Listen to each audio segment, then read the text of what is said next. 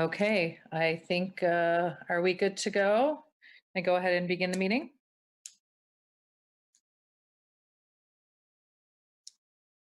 I'm gonna go for it. Even, are we good? All right. I don't see Courtney still, but should we just go ahead and start and she can join us when she gets in? Yeah. I mean, I guess it's I've got 6:31, so if everybody. I didn't get a confirmation that they're ready to go live downstairs, but we are recording on Zoom, and we can patch in if we need to. She says we're ready to go. You can begin anytime you like. Okay, I'm just gonna go ahead and get started, and then I think we're a couple minutes beyond here, so. All right, good evening, everyone. This is definitely a different way to do a Zoning Board of Appeals meeting, but today is June 10th, 2020, and it is 6:32 p.m. and we will begin tonight's meeting of the Meridian Township Zoning Board of Appeals meeting. First up, looks like I'm looking for approval of our agenda for the evening.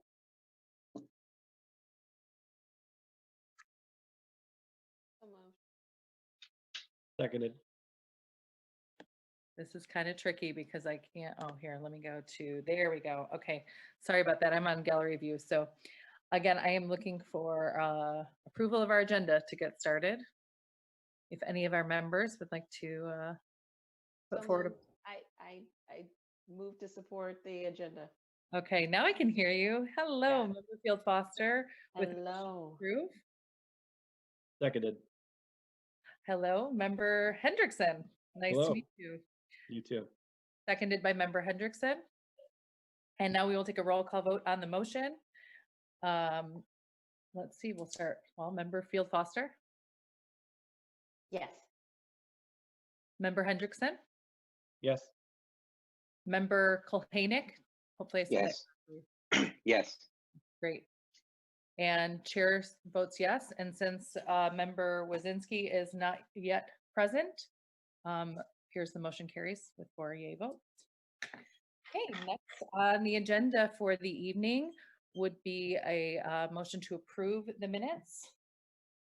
Oh, I'm sorry, I missed if we had any discussion, so apologize for that. I am not in our regular meeting habit, but we will go to the next agenda item, which would be the minutes from our last meeting. So I can explain the minutes with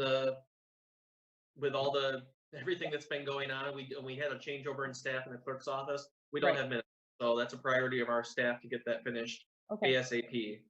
Okay, and that would be the minutes. I think our previous meeting was in January. That was the last meeting. Okay, so we do not actually have minutes to approve. So that action item we do not need a motion for. We will just go forward probably within the next meeting approving, or whenever, approving the minutes as they come from January. Is that correct? Yeah. Okay, cool. Great. Well, in that case, we will go to communication, which I do not see anything in my packet unless I overlook something. No, we don't have any communications. Okay.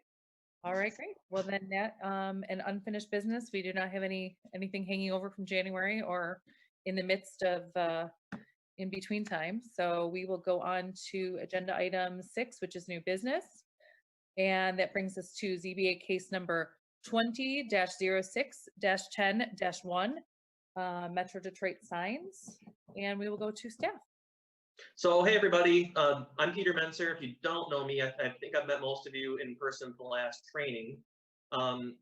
So on the call today, you've got me. So I'm the principal planner in the Department of Community Planning and Development. You all know Mr. Director Kieselbach, Mark, and Keith Chapman, who was with our township staff about 1.5 years ago and went and worked a couple places. Now he's back with the township, and we're really happy to have him back. So it's really just Keith and I and Mark in the planning department now. So I don't know if or when, after the pandemic, the township put a hiring freeze out. So I don't know if or when we're going to hire a third planner. So from now on, it's really going to be a mixture of Keith and I at these meetings. So bear with us throughout this. So tonight, I'm going to lead in terms of the staff time. You may hear from Mark at times as well, but I'm going to start. It's been a while since I've done this, so be patient. But also, I'm kind of juggling the Zoom stuff, and I've got a couple presentations for you. So if you hear some awkward pauses, that's just me. I have an iPad, and I can kind of push one button at one time. So I'm going to be going between screens. So, okay, all that being said, thanks for being here tonight. So the first request is a request from Metro Detroit Signs. It's related to wall signs for the property at 2085 Grand River Avenue, which, as you all probably have seen, is a building that's currently under construction at the corner of Grand River and Okemos Road. So what I'm going to do is very quickly kind of go away from this screen. I'm going to pull up a very, very brief PowerPoint presentation just to run through this, all of us together. So I'll be gone for a minute, but I'm going to come back with a PowerPoint.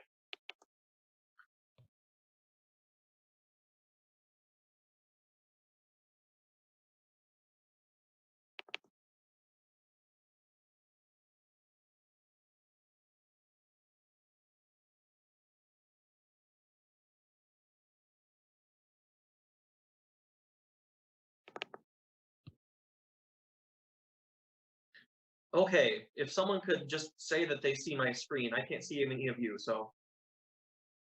It's beautiful, Peter. Okay, so you see public hearing, Metro Detroit Signs? Yep, we can see it beautifully. Okay, good deal. I had planning commission meeting last night, and it's a little strange to do, or whatever, Monday night. It's a little strange to do this because I can't see any of you while I'm at the PowerPoint screen. So I'm going to assume that everyone is riveted and glued to the screen.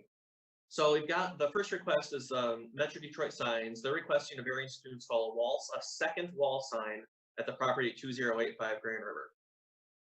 So I think we all know the property is at the southeast corner of Grand River and Okemos Road. And you can see it right there, property is ringed in red. The general overview for what's going on at that property right now, they demolished the Leo's restaurant that was there, and it was a handful of restaurants over the years. Most recent tenant was Leo's. So that's gone. They're in the process of constructing a 10,826 square foot multi-tenant shopping center. There are actually 4 tenants that are going to be in the shopping center, and the staff memo had 5, and that was the way it was originally approved. But with shopping centers, that is always subject to change kind of as they do the build out. So, and they could add a 5th tenant at some point in the future, but right now it's going to be 4. We're looking at the westernmost tenant space. It's going to be occupied by Aspen Dental. And there's Aspen Dental, I think, in the Frandor area. So I've kind of boiled down the variance request to the following. They're proposing to install 2 wall signs. One is on the north building facade, so that'd be facing Grand River Avenue. It's a wall sign you'll see in your packets, Aspen Dental text. It's their logo, for lack of a better word. 92.3 square feet in size. The north building facade is 47 feet wide. The variance that they're requesting is related to size. So in this case, a wall sign is allowed on that facade. It's where their primary entrance is located and their street frontage. So normally they would get a wall sign in that location. However, in this case, since the building facade their specific tenant space is 47 feet wide, and they're proposing the larger sign, they're requesting a variance of 45.3 square feet. And I'm going to get to the ordinance section in a second, but so that's what they're requesting for the first variance. So the second variance would be to install the wall sign on the west building facade. So Aspen Dental is going to be occupying that westernmost tenant space. So they do, as part of their, they have that western wall. Now, if this were a single tenant building, not a multi-tenant building, you could have a wall sign on that west facade. In this case, our ordinance is specifically as it refers to multi-tenant, only allows a wall sign where there's a means of public access or public entrance. And in this case, there is no door on that side. So they're proposing to install that wall sign on the west building facade. It's the same sign, both in character and in size, as that proposed on the north side. In this case, the west building facade is approximately 80 feet long. So if the ZBA is willing to consider the variance for this second wall sign. So first, it's can they have the sign? And then second, it would be too large for that western facade. So they could have an 80 square foot wall sign on the western facade. Oh, and actually my numbers are off there. We can do that math on the fly. But they'll be requesting a variance for size, for the can they have the sign, and second for size. So you're all probably familiar with our code of ordinances as it relates to wall signs, specifically commercial wall signs. So one wall sign can be permitted flat against the building's front facade or parallel to the front facade on a canopy. Like I said before, businesses with frontage on more than one public street, they could potentially get 2 wall signs. However, if you take a look at C, we're dealing in this case with a multi-tenant structure, so really they just get the 1 wall sign where they have their public access. And then in all cases, wall signs are allowed up to a size equivalent of 1 square foot for each linear foot of building frontage occupied. So you can see on this map, this is just from the application materials. A is north, B is west. You just see the location of those 2 signs. And then in your packets are the drawings from the applicant that show this is looking south, facing north, looking south. And then this second one is looking east, facing west. So you can see it's a very similar look on both sides. But you'll note on this west elevation, there is no means of public access. This is just a detailed drawing of the sign. So that's all I've got for the first request.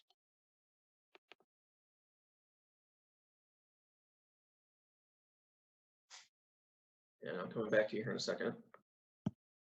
Okay. So I think actually I haven't been one of your meetings in a while. So after the request like this, we do have members from the applicant team here that want to address the request. Now I'm going to need some help from those that are in the app that are here on behalf of the applicant in terms of who wants to speak. Right. And for any of the attendees that do want to speak on behalf of this particular case, I do need you to, once you are unmuted, to state your name and your address for the public record, and then you'll be given a chance to go ahead and speak on this particular case. We will then, I think the way that we typically do this is we will then allow whoever wants to speak from the applicant's department. Then we will go to our board time. And then we may come back both to you and to the attendees based on what where our discussion goes. So why don't we go ahead and let whoever are the attendees that want to speak, go ahead and. Okay. So it would be really helpful to me of whoever's here that wants to speak on behalf of this, if you could use the raise hand feature and I can promote you to a panelist. Thanks, Paul. And we'll get you going here. Additionally, Peter, while you're doing that, I'll mention that we do have a phone line set up for the people who are watching on Comcast Home TV and are not participating directly via Zoom, or if they're watching live on the stream on Swagit. The telephone number is 517-349-1232, and we can pipe that in. It doesn't allow for dialogue, but it would allow you to make a comment if you chose to. Again, that number 517-349-1232. If anyone's so inclined to participate that way. Thanks, Stephen. So we've got Paul Dieters on. You can see his videos on. He's representing the applicant. Okay. Well, good evening, everybody. So my name is Paul Dieters. I am with Metro Signs and Lighting, 11444 Cults Avenue in Warren. And we're here on behalf of Aspen Dental this evening. Thank you for considering our case and making the accommodations to do this virtually. So just as a, Peter had given a nice summary of what we're looking to do, but just as a little background for the board, Aspen Dental is trying to establish their brand in the state of Michigan. Obviously, that dental market is a very competitive piece. And I think you can see from the building that they're putting together there and part of that development, not only in this community, but in the other ones that we've done. They have very nice facilities that are always an asset to the community. They do a real nice job of keeping up with that. But they also always try to be very respectful of the local ordinances and codes for signage. The buildings are designed such that the signs are somewhat to fit to scale within those matching arched architectural features. This is a corner unit. So what they were hoping to do is have a signage that would be the same size, because in many cases of the field of view, you'll see both signs, or could at the same time if you're at a 45-degree angle from that site. So they're asking for identical signs on the north and the west elevations, thinking that it does pretty much fit the scale of the building and would think would look nice architecturally on it.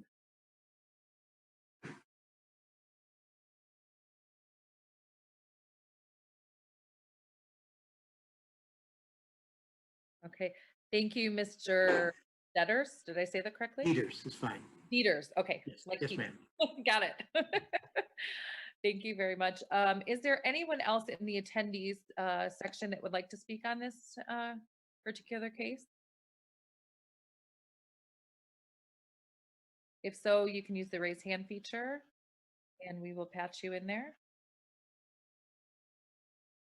Okay, I'm not seeing anyone either. So thank you, Mr. Dieters and Mr. Mensner, for the presentation. I will now take us to board time.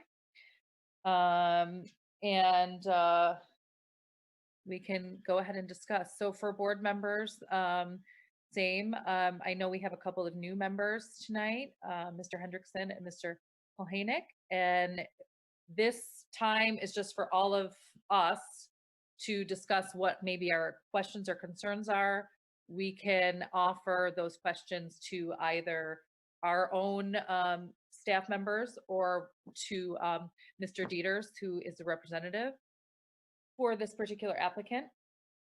And we need to, as a board, we are charged with going through our list. So our criteria of 8.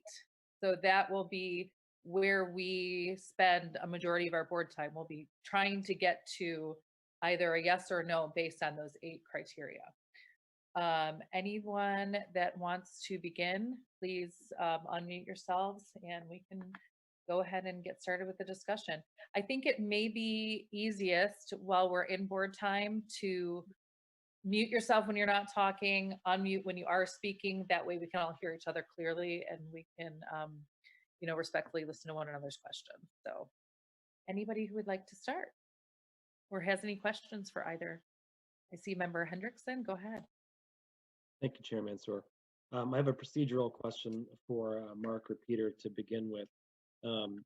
You had mentioned, Peter, that there were 3 components to this particular case, whether or not we get granted variance on size on the north sign, on the north elevation, whether or not we allow a sign on the west elevation, and then whether or not we grant the variance size requirements of that west elevation sign. Are we able to split that and vote on each of those 3 items separately, or do we have to vote on them en bloc? Peter had to leave, so you're correct. You could vote on them separately.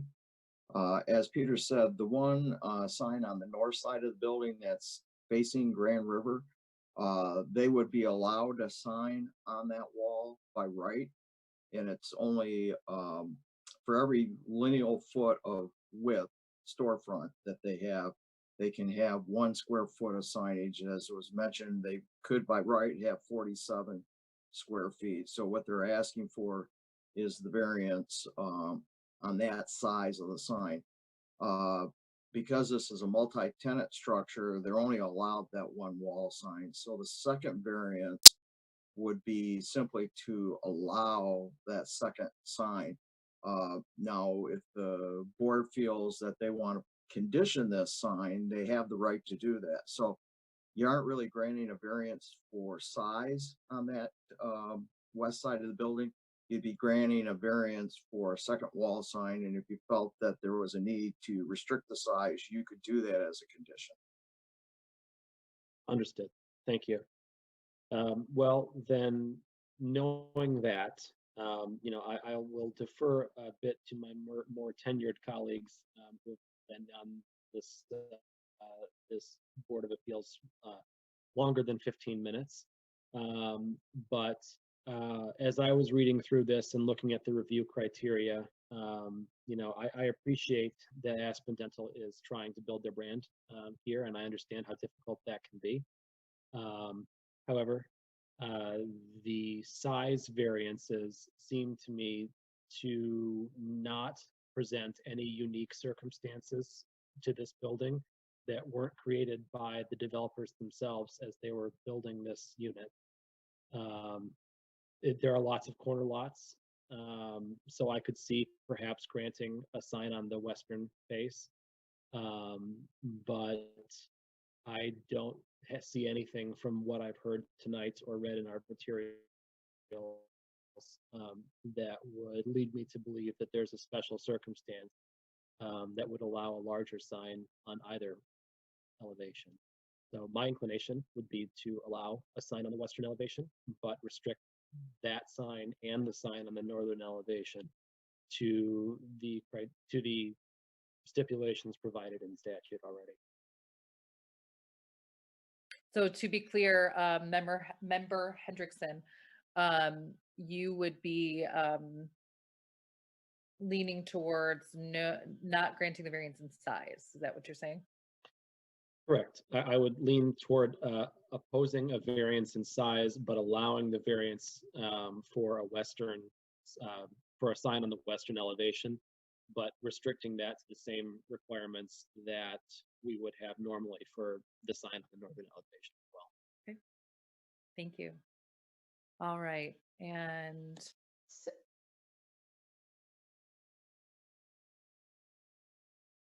Okay, I think, okay, you were on mute, so I think you Yes, were thank handing it over to me. yes, Um, Field Foster, please. Andy. Thank you, Chair Mansour. So I do agree with Member Hendrickson's comments about the unique circumstances. However, I think I also have a problem finding the evidence for number 4, which is that the alleged practical difficulties would result in harm or result in a failure that would unreasonably prevent them from using the property. And I'm not quite sure how not having a sign that's a certain, dimension would prevent Aspen Dental from using the property. I completely understand wanting to maintain the brand. I definitely understand, making sure that people are aware of the presence and that you're competitive. And maybe Mr. Dieters has some, other information that he can add to help me get to that point, but I'm not quite sure how you get to, I can't use the property because my sign is too small.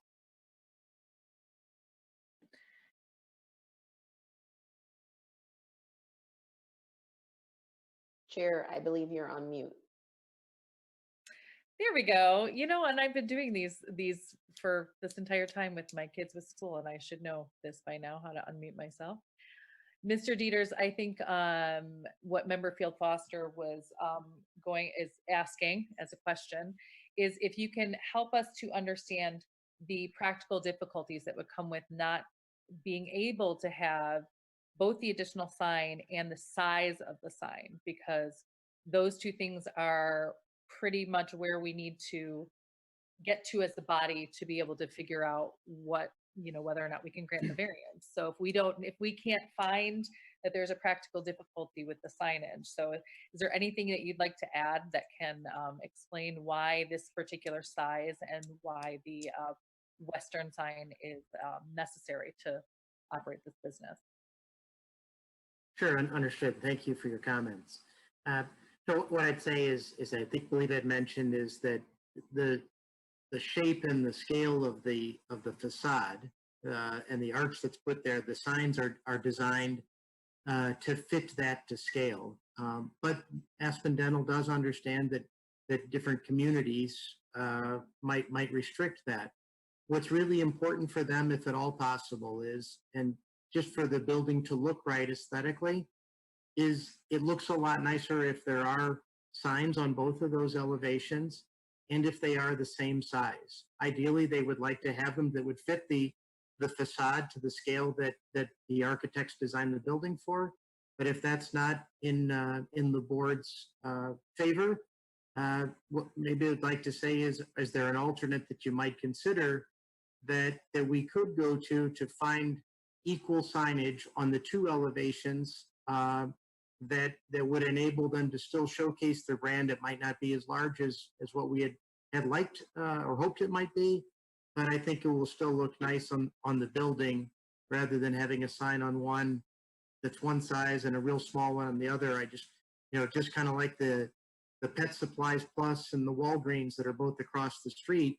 They both have identical signs on both elevations, and it looks nice. This would be awkward if, and especially ours are going to be much closer than either of theirs would be. It might be pretty awkward if they're two different sizes on identical types of arched facades that frame them in, much more so than just a long, flat, linear buildings across the street would be. Thank you, Mr. Dieters. We appreciate that addition. And to be fair, I did take that route today and did see exactly as Mr. Dieters just mentioned, both Pet Supplies Plus and Walgreens on those corner lots. Pet Supplies Plus being in a multi-tenant building with two signages facing Okemos and Grand River. Walgreens obviously is a single tenant, and so they would be allowed to have those two signs. That being said, I do. We have to take each case, and this is particularly for newer members. Each case has to be judged individually based on what we have in front of us. So we can't base our decision based on what other businesses have or what other decisions have been made by the board in the past. Unfortunately, we have to look at what we have in front of us. So that being said, I'd like to try to take a look at the criteria so we can kind of get the ball rolling here and see if we can come to a understanding as a board as far as what we're looking at. Does anybody have any questions for staff or regarding the case? Anybody else, any of our members? If not, I will just start kind of walking through the criteria. We're good with that. So yes, Member Field Foster. I just want to go back to the procedural. So as you are going through the criteria, are we going through that for each one of the different variances that we're considering as a group, or are we going through them individually? I think what may be better, let's try to take a look at both issues independently. Okay. So if we can look at size first and then second sign second, because if we can get to an understanding on the size, I think we can make a better determination on the second sign. Agreed. Okay. All right. So this would be regarding the variance, granting the variance to approve the additional size of the sign on the north-facing front, which now of course I'm missing my, which would be an additional size of 14.3 square feet on the north facade. I'm just going to go through and read the criteria. Unique circumstances exist that are peculiar to the land or structure that are not applicable to other land or structures in the same zoning district. This one is kind of where I'm going to get hung up immediately because I don't feel that it is a unique circumstance. I think it was Member Hendrickson that had pointed out that we have a lot of corner lots. All of that area between Grand River, Marsh, all the way up to Dobie, we have a lot of corners. We have a lot of, main roads in that kind of commerce district. So this is immediately where I'm getting hung up. Does anyone have any, and this would be for the larger sign, because when I look down that area of Grand River and looking at, there's a reason we have this ordinance, is kind of to keep things I mean, on a more level playing field, on a more aesthetically pleasing field, as far as, you know, driving down the road and not we have one giant sign and one little tiny sign we can't read, and keeping everything kind of uniform to a point. Now, of course, each brand is going to have their own style and their own, you know, flavor to it. But I think that keeping things relatively within that frame is why the ordinance was created. I was gonna, you know, that's the spirit of the ordinance in my interpretation of it. So I am very much stuck already on number 1. Does anybody have anything to add? Any of our members? So everybody's with me on the fact that it's not a unique circumstance. Okay, so if we can't get past unique circumstance, we're definitely not going to be able to get past practical difficulties, unfortunately. So that being said, is this, it's looking like that is a no to granting the variance on size. Is there any condition that any member wants to put forward, or any suggestion, or anything that any member wants to add to that? No, I don't. Okay. I'm seeing member Hendrickson shaking head. Member Kulhanek, anything to add? No, I don't. Okay. Okay, so it looks and appears as though, let's see, I'm going to, would anybody like to make a motion regarding this, this particular variance? That would be the variance to grant the larger size sign. So I make a motion to deny the variance for the increased wall sign size on the North Grand River portion of the building. Support.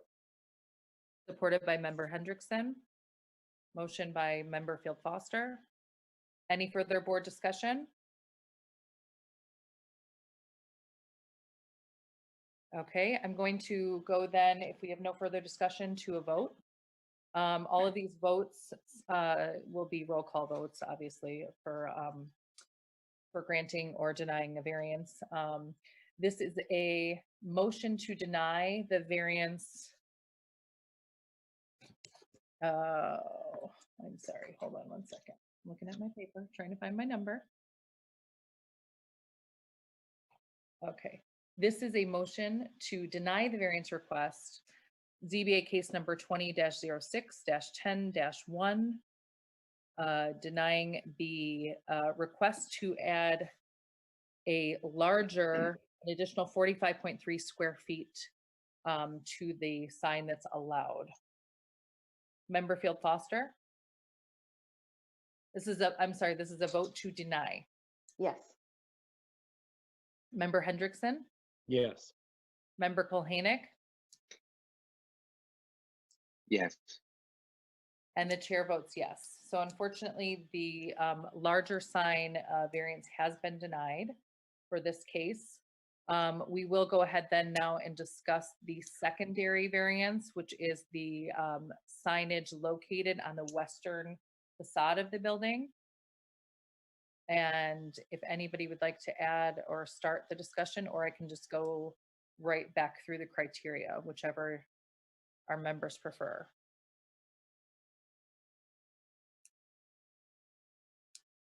Okay, I'm gonna start with, again, unique circumstances exist that are peculiar to the land or structure that are not applicable to other land or structures in the same zoning district. And I can see a small case for unique circumstances being that they are on a corner.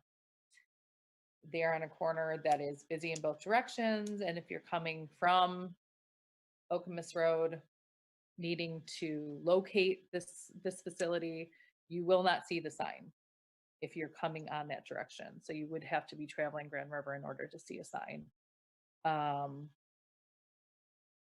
That's the most of a case I can make for unique. Does anyone have anything to add?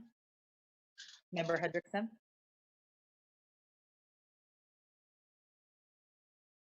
Member Hendrickson, go for it. Yes, I agree that I'm having some internet issues. I'm sorry. It's okay. We're ready. So whereas being a corner lot in the previous matter was not a unique circumstance, I think that having a sign on a secondary elevation on a corner lot is a relatively unique circumstance. And I do think that there's a lot of traffic that is traveling northbound on Okemos Road that would not be able to visibly identify a business located on this particular corner. And so I would be supportive of that fact satisfying criteria. Anyone else? Okay. All right, criteria number 2, these special circumstances are not self-created. I don't believe, I mean, this lot is the way that the lot is. I don't believe either that there's no other way to orient this building. I know that through the planning process also, because we did have another ZBA case regarding this newer construction, that this was, you know, well thought out and considered by planning and with the developers as far as where they oriented this location. So I do not believe that these are self-created. I think this is just a parcel. So I can make the case for that. Criteria number 3, strict interpretation and enforcement of the literal terms and provisions of this chapter would result in practical difficulties. I, again, would defer back to the practical difficulty being that if you need your clients, customers, patients, I'm not sure what dentists call their patients, right? If you need your patients to find your building, this would be something that I would say could potentially be a practical difficulty for a business needing to be able to be located. However, to be on the other side of this issue, for the tenants that are in the center of that building, they do not have the same luxury. So they have to rely on frontage signage. I would ask either Mr. Dieters or Mr. Menser, do they have planned independent signage on the roadside? Is there any other, I think that will help kind of us to understand as well what else is going into this parcel as far as signage to be able to draw customers to their businesses. So in the general location of the current freestanding sign, there will be a multi-tenant freestanding sign, basically the same size and height. So it would have it would be divided up, same size sign, but it would be divided up into panels that show the different tenants in the center. Okay. So where the Leo sign has been there at the corner. Okay, so it'll be in the same location. So it is visible on the corner there. Okay, so for our members, is anybody for the board rather, then does that information change anyone's perspective or influence their idea of a practical difficulty here? I still have a slight difficulty with the practical difficulties, and even if we can find the practical difficulties, I get stuck again on unreasonably preventing them from using the property for permitted use. Right. I could be swayed. I mean, obviously, I can be swayed by an argument to get me there, but my initial response is that you could still use the property. And then now there's another sign that will be basically on the street. So anyone who's turning the corner from Grand River onto Okemos Road or vice versa is ultimately going to see what tenants are in that building. So I am open, Mr. Dieters, if you have some other information or something to help sway me to get past my concern with our criteria. Well, certainly, I understand your concerns, and I would say that you're right, that will somebody see that? Yes, I think that you can say that, but I would just say from a practical standpoint, both Okemos Road and Grand River, you're traveling at a very high rate of speed, and the ability for people to identify that a little bit earlier, move over into the proper lane to turn into the facility, that all goes into part of the idea for them having that. In addition, as I go back to as well, just the how much nicer the building is going to look aesthetically, just by the way it's constructed, if the signs are on the two elevations. And I know that's not one of your criteria, but I think it is a little bit of a unique circumstance in the way that building is built. Thank you, Mr. Dieters. We appreciate it. Member Hendrickson?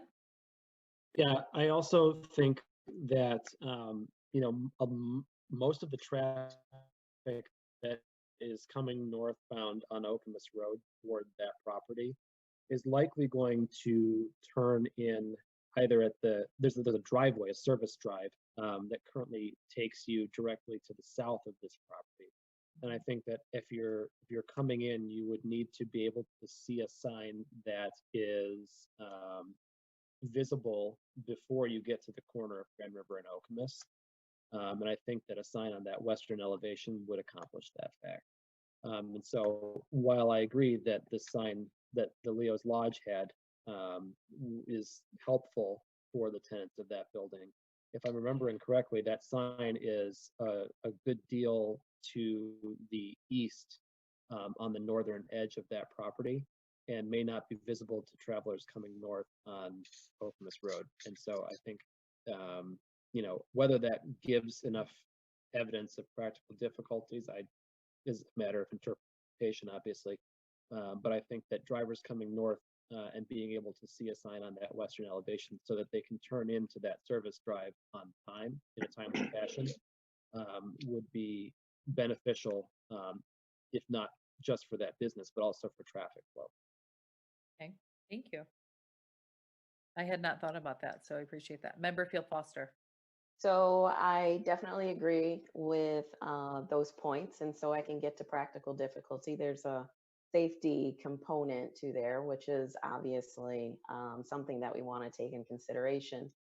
However, if someone can make an argument for number 4 that basically says that, again, not having that sign would unreasonably prevent them from using the property for the permitted use.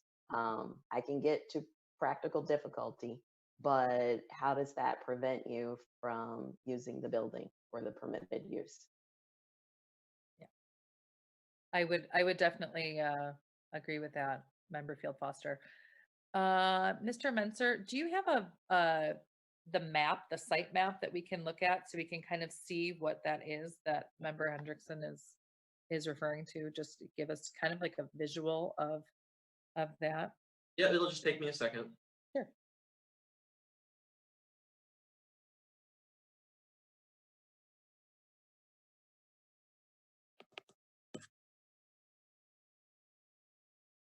So I think what you're referring to is just this first map, the location map. Correct. Yep, that's it. So we can see at the top, kind of going across the top right-hand side of that map is Grand River Avenue. Over to our left-hand screen is Okemos Road. And then what Member Hendrickson is referring to is kind of down at the bottom third of the map there, which would be a service drive that comes in off Okemos Road. The kind of there's a drive into or pull into the Meyer parking lot, and then the next one up then would turn into this. Now, the question I would have based on this map too, though, is that would you be able to see a sign on the western elevation that's a flat sign from that driveway? Because if you can't, then it's really superfluous either way.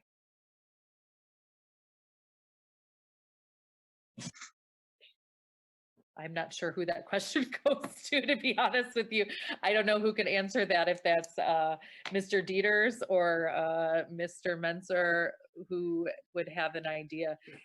Is that sign visible from that driveway? Well, I'm gonna stop the broadcast so I can see you. There we go. Thank you. Yes. Right now, so on the Leo's building, there actually was a sign on the western facade that had their, like, a special of the day kind of thing. So that's the best example I can think of in terms of being able to visualize it. I would agree with you.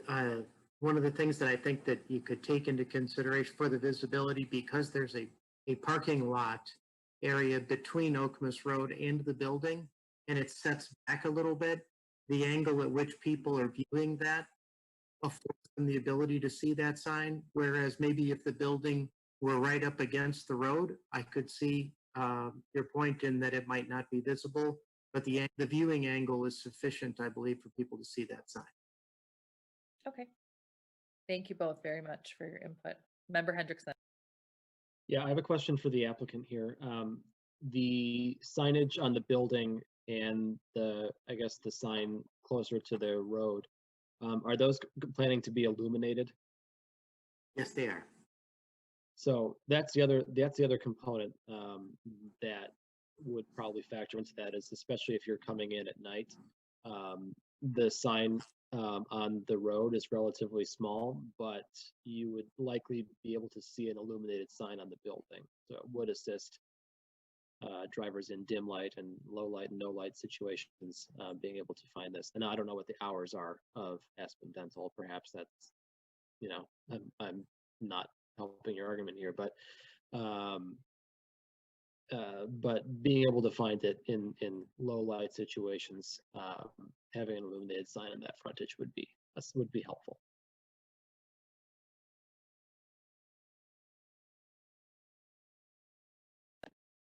Thank you, Member Hendrickson. I am still with Member Field Foster here, and still having a difficulty seeing the failure to, or rather, I will read the criteria so it makes a little bit more sense what I'm referring to. That the alleged practical difficulties which will result from a failure to grant the variance would unreasonably prevent the owner from using the property for a permitted purpose. So unreasonably prevent the owner from using the property for a permitted purpose. That is where I don't see. Unfortunately, we have to look at the building as opposed to the brand. And while I very much appreciate what Mr. Dieters is saying regarding the aesthetics of it, we absolutely want, nice looking things in our township. But the problem with that is that doesn't match what the criteria is. I don't believe that not having a sign on that side of the building would prevent usage. We don't have a public door there. There's an entrance there. That's a parking lot side. So I do think also that we have a very a busier intersection. We have a lot of traffic right there, and going north on Okemos Road, you're only going 30. 30 is the speed limit. So while I could definitely see that, if you suddenly slam on the brakes because you see the Aspen Dental sign and you can turn in real quick into the service drive. However, you could also, if you see it, and miss it, that driveway, you can go up to Grand River, turn right, and come right in the parking lot as well. So I'm having a very difficult time making a case for criteria number 4. If any member has more input on that, I'd love to hear from that. Yes, I have a question for the applicant. The clientele of Aspen Dental, would you say that that's mostly members of the community that that those facilities are located in? Sorry, I don't know if my question came through. It did. I heard it. Thank you. And I understand that. You know, right now, this is the only Aspen Dental in the area. They're going to draw from a much broader area right now. We've been doing several of these around the Detroit area that we've seen so far. I don't think people are going to drive an hour to go to one of these, but they're certainly driving more than 10 minutes away. It may not be driving through that neighborhood on a frequent basis. And Right. I think As a point of fact, I think there may be one located over in the Frandor complex. I could be wrong about that, but I believe I've seen one over there. And the reason I ask is because as more of these pop up in local communities, they draw their clientele more and more from the local residents, as opposed to people coming in from out of town to make their way to these facilities. And I bring that up as it relates to this unreasonably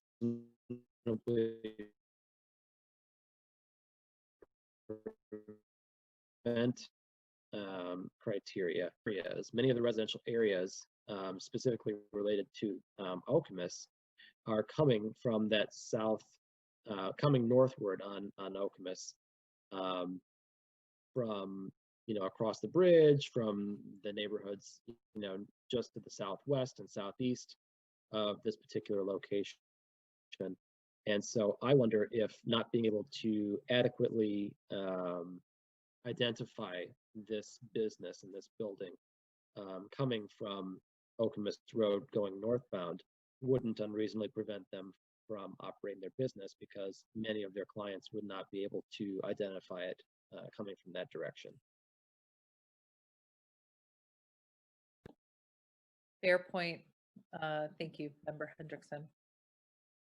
Anyone else, any other members want to add? I think we're still pretty much discussing criteria 4.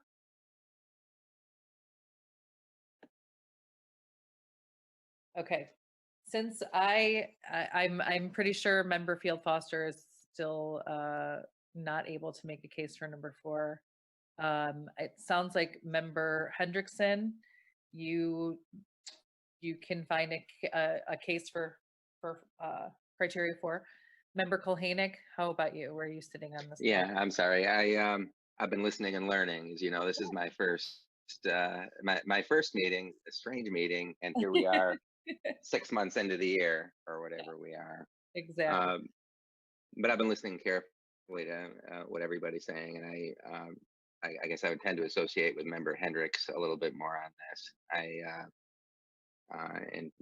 In terms of that additional facade and the visibility for people coming up Okemos Road, it would unreasonably prevent them if they didn't have that additional bit of signage. And so I would tend to be favorable to allowing a sign on that corner. Okay. Thank you. We definitely appreciate it. And it's always very much a good thing to listen and learn, but also we value your input, and we're glad you're here, and welcome to our board. I do definitely hear both of your perspectives there. I wonder if we couldn't think of this too as trying to understand that using the property for the permitted purpose would be allowing their patients to get to the place reasonably and without causing public safety issues, and without whether this particular sign on the western facade of the building is necessary for their clientele in order for them to operate. So that's the question I pose to you, to my board members here. Is this facade necessary? This western facade sign necessary? Member Field Foster. So we've had this come up in the past, and I know one case does not reflect upon another. And just, reviewing the arguments and the points that we made at that time, and listening to my two members. I mean, first and foremost, I want to get to that place. I want to basically say that once we've hit the practical difficulties, that there's an unreasonableness. So as I'm going in my mind and making the argument, with the safety concerns being the practical difficulties, with making it commercially competitive with the other locations that are on that corner that have dual signs, with the speed on Okemos Road, which is, I think, actually 45 or 35, or at least that's about what I go. I think if we took it from the position that it would, the permitted use is to be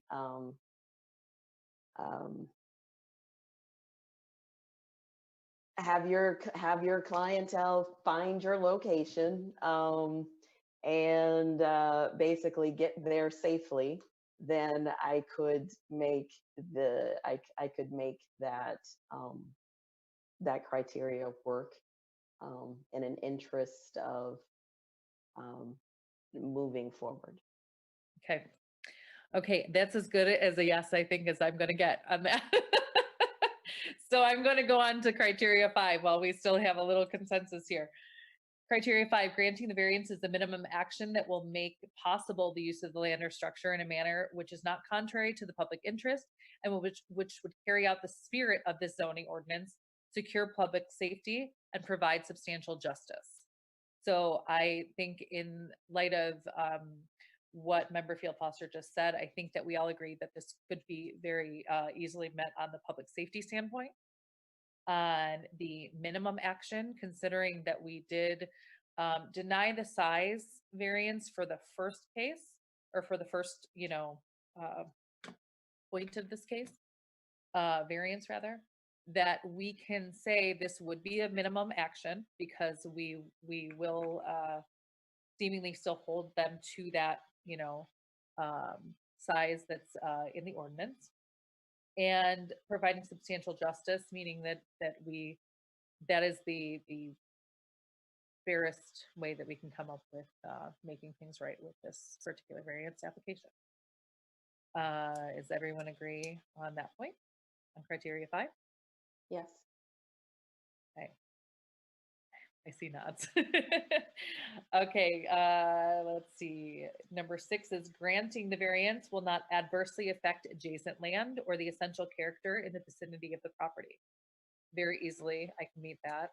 I think Mr. Dieters very clearly laid out the fact that aesthetically, this was something that they were really putting a lot of time and effort into, making that facade of their portion of the building really, stand out, look nice, be a eye-pleasing addition to that corner, which I think it's right within the character of the other tenants that are on those other 3 or 4 corners there. The conditions pertaining to the land or structure are not so general or recurrent in nature as to make the formulation of a general regulation for such conditions practicable. This is the tricky one for me a little bit because we have corner lots. We have a lot of corner lots, and we have these 2 other businesses kitty corner on either direction from this location that do have these double signage. That said, I don't think that the ordinance necessarily needs to change at this moment based on this one particular case. But I do think, as Member Field Foster pointed out, we have had another case within the past year that was very similar as far as the amount of signage based on where the street is and where it's facing and where the traffic's coming and those kind of things. So just something to keep in the back of our minds if it's something that is recurrent. But I can make the case as of right now. I don't believe that that's a problem with this particular case, but it's something I want us as a board to be paying attention to. And finally, granting the variance will be generally consistent with public interest and the purposes and intent of this chapter. And I think that we could all agree. As Meridian Township residents and board members, we definitely want the best for our township and to be encouraging these businesses to come and serve our citizens. So with that, I think that would be a yes. I think we can get there. Is everybody, Member Hendrickson? Yeah, I move that we approve the variance allowing for a sign on the western elevation in this matter, with the condition that it be equivalent in size to the sign on the northern elevation. Okay, I'm just going to repeat that because your audio went out just a touch. Can you just repeat so I have the whole motion? Sorry. I move to approve the variance for a sign on the western elevation of the subject property with the condition that it be of equivalent size to the sign on the northern elevation of the building. So moved. Member Field Foster? So Second? Oh, no, hold on. So before I do, I'd just like to clarify that the sign on the northern side, even though we did not grant the variance, I just want to make sure that the western side is consistent with the variance requirement, rather than saying that it's of equal size.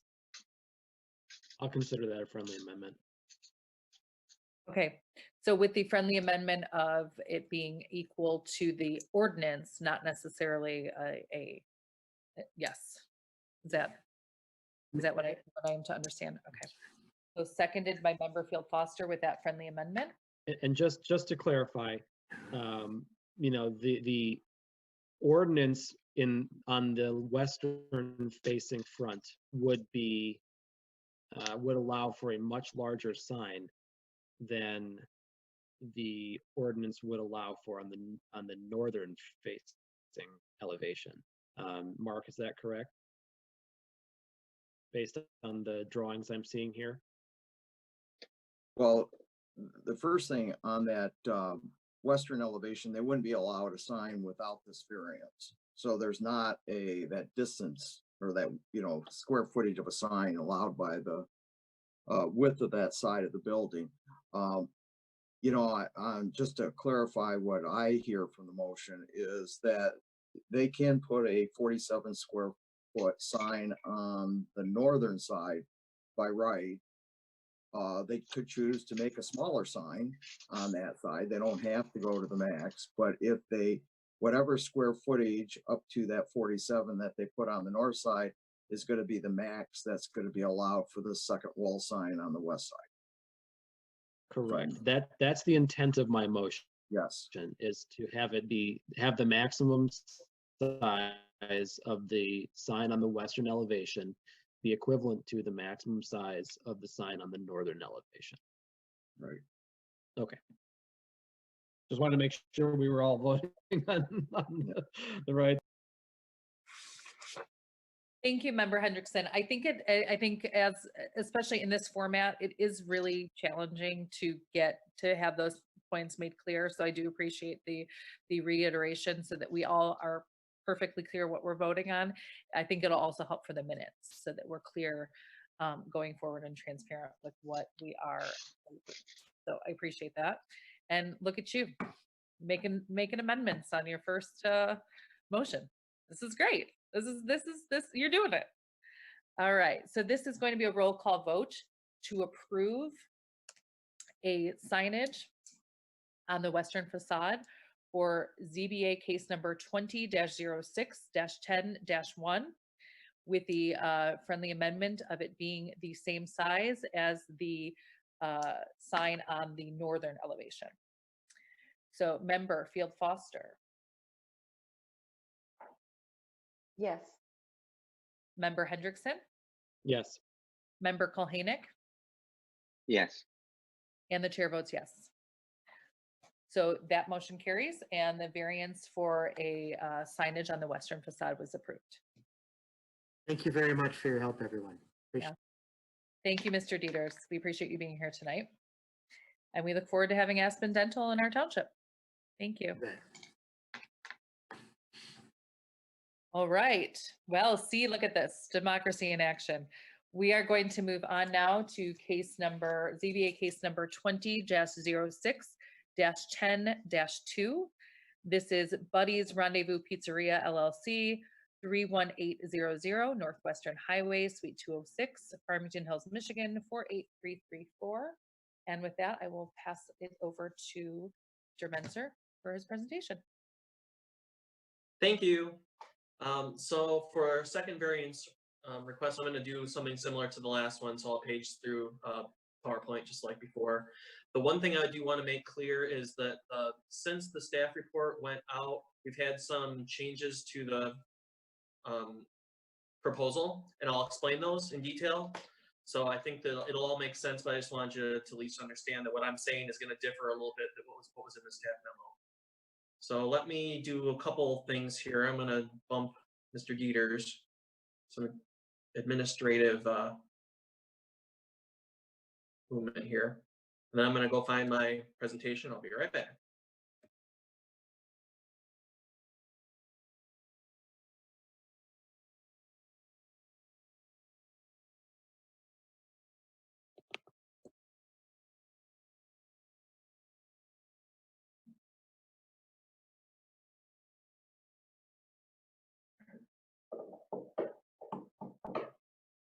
Okay, if you could please confirm for me that you see the Buddy's Rendezvous Pizza public hearing. Sure can. Yep, we Yes. can see that. Thank you. All right, thanks. So, all right, public hearing tonight for ZBA 20-06-10-2. This is a request from Buddy's Rendezvous Pizzeria LLC.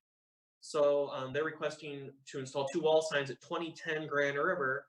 First, I'd like to give you an overview of the project. So this is the site of the current Burger King restaurant, which is located south of the Best Buy property and just west of the mall driveway on Grand River Avenue. So it's ringed in red. You see the parcel here. So this project, a lot of folks in the community haven't seen that this is happening yet, because this is really the very first step. So the proposal is going to be to demolish the existing Burger King restaurant and construct a new Buddy's Pizza restaurant. And for those of you familiar with the brand, I was not until very recently. They are just opened a location on the west side of Lansing that is going really well. And apparently this is a very desired brand in this area. So it's a very exciting proposition for the township. Site plan review applications currently under review. We haven't yet scheduled a public hearing, but this is definitely a big part of that as they plan for the site. So I want to go over the variance requests very briefly, and then I've got examples of everything in here as we proceed. So overall, what they're proposing to do is install a wall sign on the west building facade. So this is does not face the south of the property faces Grand River. This is be the west side. So this faces that drive that goes back towards Best Buy. So the wall sign would have the Buddy's logo, which you'll see in the packet here. It's 27.4 square feet in size. That west building facade is approximately 108 feet long, so it meets the size. But in this case, as you'll see in a second, they need a wall sign they need a variance for that wall sign since it's not on the front facade. And then the other variance would be to install a wall sign on the north building facade. So this would be the facade that faces Best Buy. And this would be a wall sign that has black text with kind of a brick-like pattern. You'll see it's 40.33 square feet in size. And actually this should say the north building facade is approximately 64.5 feet long. So it does meet the size. So again, this is a request for the additional wall sign, nothing related to size in this case. So on the screen, to your left is north and to your right is south. So to your right is Grand River Avenue. This was what was in the packet, and that's why I wanted to clarify before I started that all of these A through E are not requests or variances. This is part of a larger sign package provided by the applicant. And since the staff memo went out and we've we've worked with them to identify exactly what would need variances and what they will not be proceeding with installing. So this is just an overview of the site. So this is the west facade. This is the facade that faces that drive that goes back towards Best Buy. This is one of the wall signs for which the variance is requested. You can see there's a door there, and they have a small, I'm not sure what the name of this sign is, but it's a Buddy's sign, wall sign. On the north facade, so again, facing Best Buy, is what I'm calling this brick text sign. So this would be on that northern side of the building. And this counts as a wall sign. So the relevant ordinance references here, we're back in the same sections we were for the Aspen Dental case. Now, however, the primary difference being this is a single tenant building, but it's a single tenant building that only has frontage on Grand River Avenue. So one wall sign's permitted, has to be on the building's front facade. And in this case, there's only just the one public street. And then part B is wall signs are allowed up to a size equivalent of 1 square foot for each linear foot of building frontage occupied. So there are other signs in the application materials, and I just wanted to at least take the time to explain what they are and understand whether or not there's variances being requested. So there's a projecting sign on the west building facade, and that's actually kind of at the corner. Projecting signs, we do not see a lot of projecting signs in the township, and I think part of that is due to more of the suburban highway nature of the development here. Just so you do know, projecting signs, they're allowed in lieu of a freestanding sign, but only if the building is located closer than 10 feet to the street right-of-way line. So in this case, this development is not eligible for a projecting sign. They could, well, so it's just not eligible. And we've talked to the applicant, they do not plan on proceeding with installation of this projecting sign. So while it's in your packet, it's not part of the variance request. So here's a picture of that projecting sign. You can see it's kind of at the southwest corner of the building. The other signs that are shown, there's a carryout wall sign on the very north side of the building. It's like cursive text that says carryout. In discussions with the applicant, they're going to move that sign to the adjacent panel of windows to avoid the variance. So in this case, window signs are allowed to cover no more than 40% of the window. And by moving that to the window, they'll be able to avoid a variance for the wall sign. So in this case, that sign will be inside the building behind the window. And here's that carryout. I guess it's not cursive, but it's the text. So there's that carryout sign. You can see in the example on the rendering on the top right corner where that would just be moved to the right in that bank of windows. So there's also a mural on the south and east. It kind of wraps around the building of the south and east building facades. I just wanted to give you an idea of how we treat murals, because you may see this at some point. It's definitely in your application packet. The general idea is you can have it on one wall and it can cover up to the entire wall, 100% of that wall. Primarily, we're looking for no identifiable commercial message. That could be text, it could be graphics. In this case, I mean, if we saw a mural that was all pizza related branding, then we wouldn't, it would no longer be considered a mural, and at that point it would be considered a wall sign. That's been shared with the applicant, so our understanding is that this mural is, while it's not real clear in the application materials, but it's not going to include, or that it's going to meet our definition of mural and won't include any commercial representation.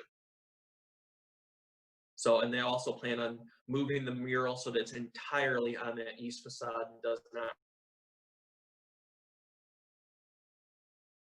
So here's that mural. You can see how it wraps, and you can kind of see what they're looking at with the text. So we'll require a more detailed look at that prior to issuing any permits for it. There's also a freestanding sign on Grand River. That is the sign that is currently used, or was currently used, because Burger King's out of there now, but that's used by Burger King. So they intend to reface that existing freestanding sign that's out by Grand River. If for some reason that sign cabinet were to be removed, so you are aware, we do allow applicants to reface signs. So that means they have to keep the same cabinet and really can just swap the inside of it out and with new signage. So whether or not it meets the size allowed by the ordinance or not, they can reface it. But if it is removed, they would be limited to 25 square feet plus 3 square feet for the address of the property. So as of now, they plan on reusing that existing sign and just refacing it. You'll also see a smaller directional sign that's used by Burger King right now. I believe it directs people to their drive-through window. In this case, they'd be also refacing that directional sign, and we'll be removing that logo that you see in the rendering in your packet. So we won't need to, so there's no variance requested for that sign. And here's just you saw in your packet, but here's that freestanding sign and that directional sign. So thanks to the cooperation from the applicant, we are able to minimize the number of variances on this case. So now we're down to really just the 2 wall signs. If you have any questions, I'm here, Mark's here, and there are members from the applicant team here. So I would ask, much like before, if you could, I see a lot of people in here I don't recognize. If you could just use the raise hand feature to identify who would like to speak. And I see Sean's hand popped up. So I will be moving Sean to the panel here. So Thank you, Mr. Menser. And again, Thank just you. to remind the applicants, just please state your name, your address for the public record, and go ahead with your presentation as well. Thank you. Sorry, I was trying to figure out how to unmute myself. My name is Sean Irish. I work with our group of architects and with Buddy's Pizza. Aria is at 830 North Boulevard in Oak Park, Illinois. Okay. Before I get into everything, just as a point of order, Buddy's and Aria did want to be heard on all of the signage in discussions with the zoning. I think it was with Keith and Peter, that we would still like to be heard on all pieces of signage. We did come up with options, just talking through just in case pieces weren't granted variances. Oh, can I speak to that? That's not Yeah, my understanding sure. of how you want to proceed with this. Is it, as a point of order, is it allowable that we do go through each piece of signage, or are we just allowed the 2 at this moment? Well, we're only really prepared to discuss the 2. I Okay. thought that we had narrowed it down to the two wall signs. We had discussed that option, but I know in speaking with Buddies that we would really like to look at both the carryout sign and the vintage sign projecting from.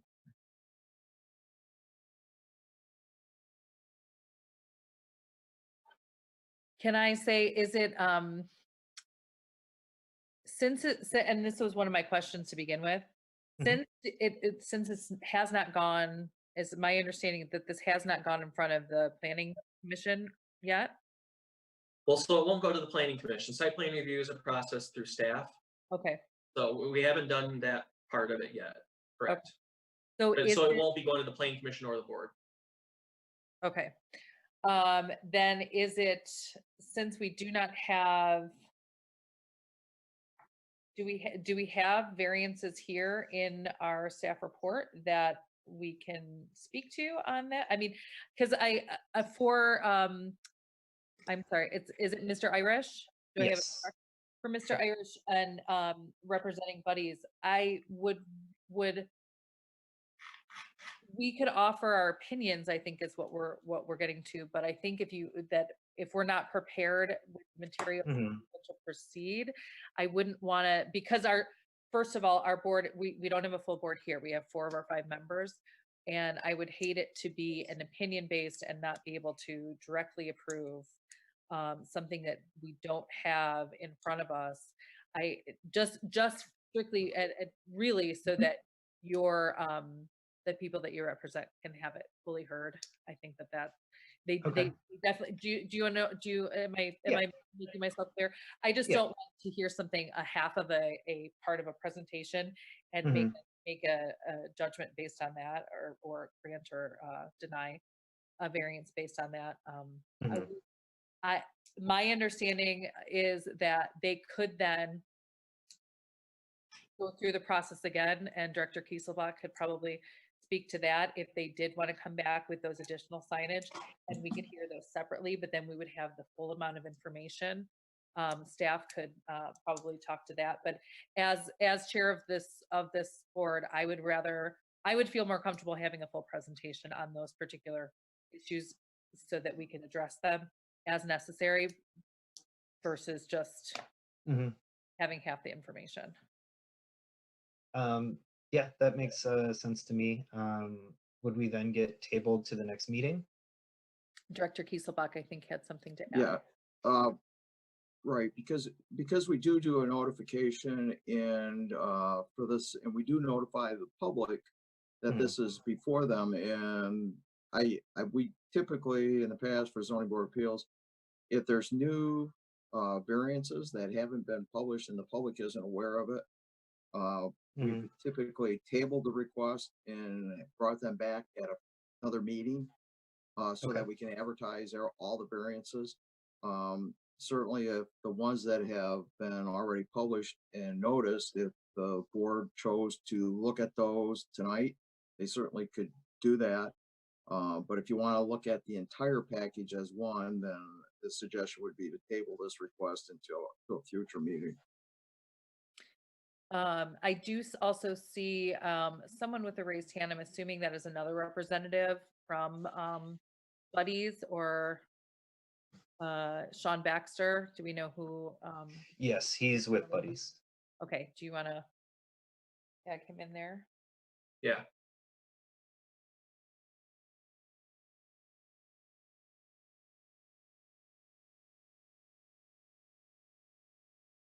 Okay, he's in. All right.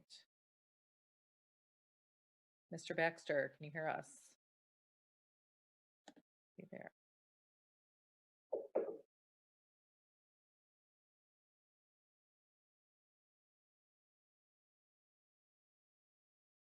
Yeah, he's a panelist. I'm not seeing or hearing Yep, anything I yet. see him in panelists. I do not see video or audio for him, so maybe we'll give just another moment. Mr. Irish, did you want to add anything to what Director Kieselbach said, or do you want to wait for Mr. Baxter?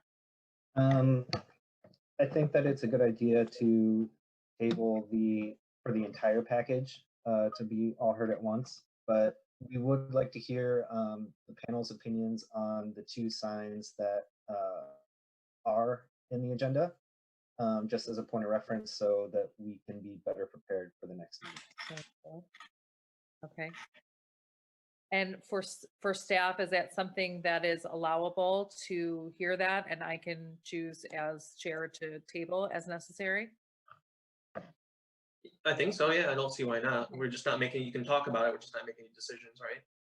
That's my understanding, because it sounds like Okay. Mr. Lewis would like to proceed with discussing the two.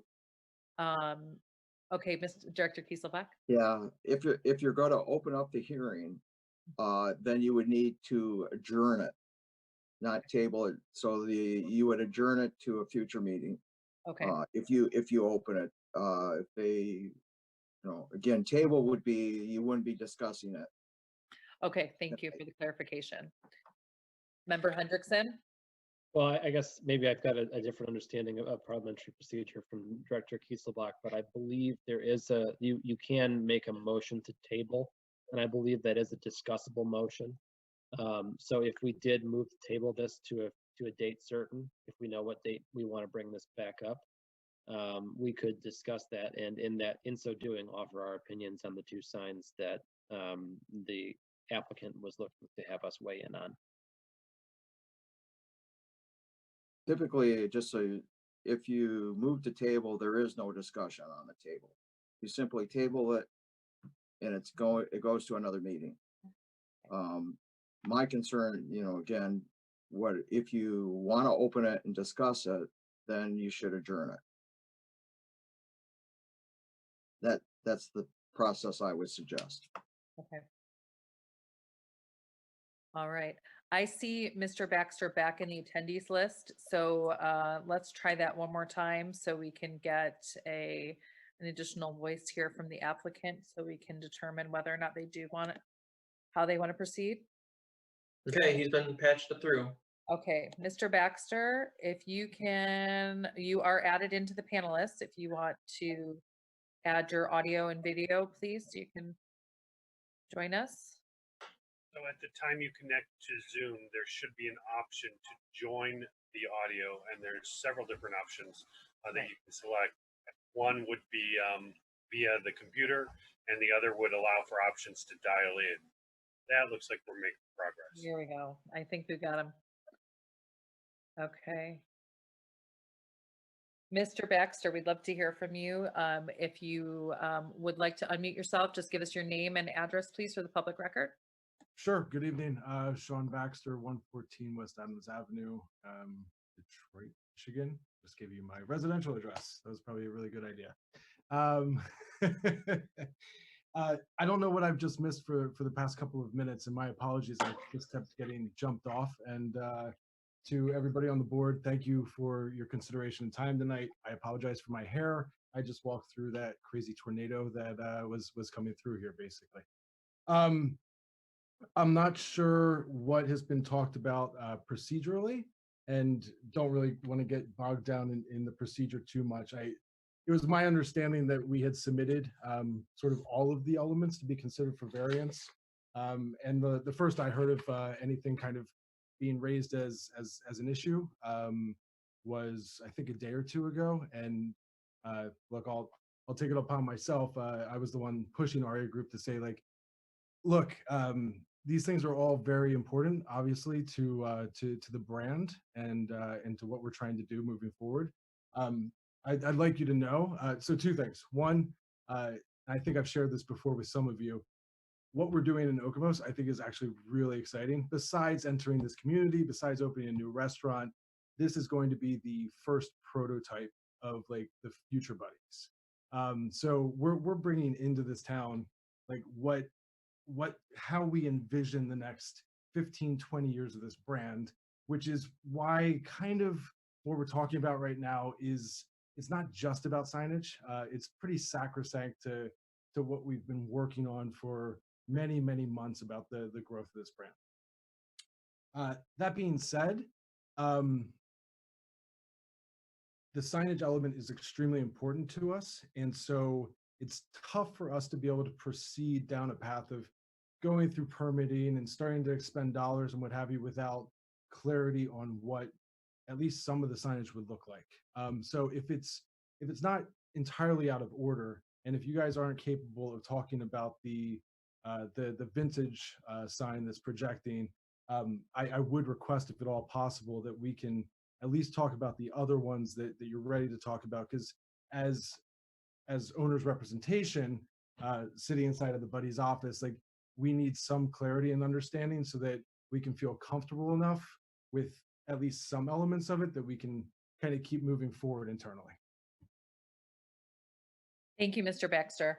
I believe the question that perhaps you missed joining in on the panelists discussion here was whether or not you as applicants wanted to proceed with just discussing the two elements, or if we wanted to table and discuss all of them at once in one packet.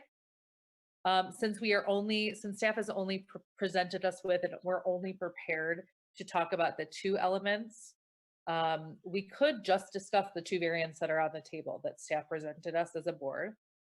Or, and this is where, as applicants, you can, we need your input.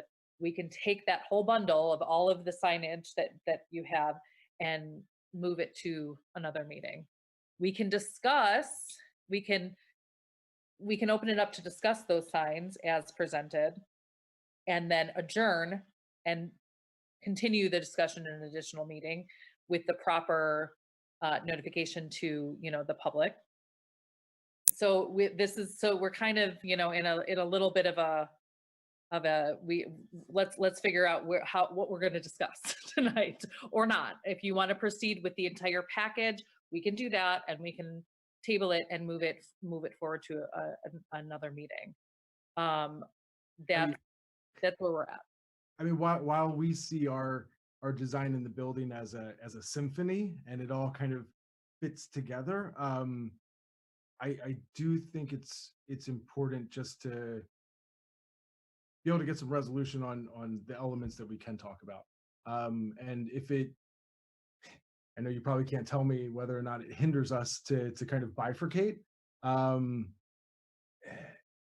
would tend to think that it doesn't, and that that one will probably stand unto itself. And I have a feeling that the discussion of that sign the opinion on it isn't necessarily going to deviate because of other decisions that have been made. So if all things being equal, I'd like to proceed with what we can. And if we need to resubmit on the other sign, then we will. And then after the fact, I'd like to connect with somebody after this to figure out what we missed in that procedural element, because I thought we submitted everything, but we can talk about that later. Okay. Thank you. Member Hendrickson, go ahead. Yeah, thank you. I just wanted to clarify, I did consult with my handy Robert's Rules guide here, and found that I misspoke when I said you could table it as a debatable motion. You can postpone to a date certain. Okay. Yeah, I think I will defer definitely to. If you wanted to start talking. Member Hendrickson, your audio is going out, and I can see we're getting quite a bit of wind here. So we may have to, I will take your comment in a moment once we get your internet connection coming up. Does staff want to add anything to this discussion as far as how we should proceed?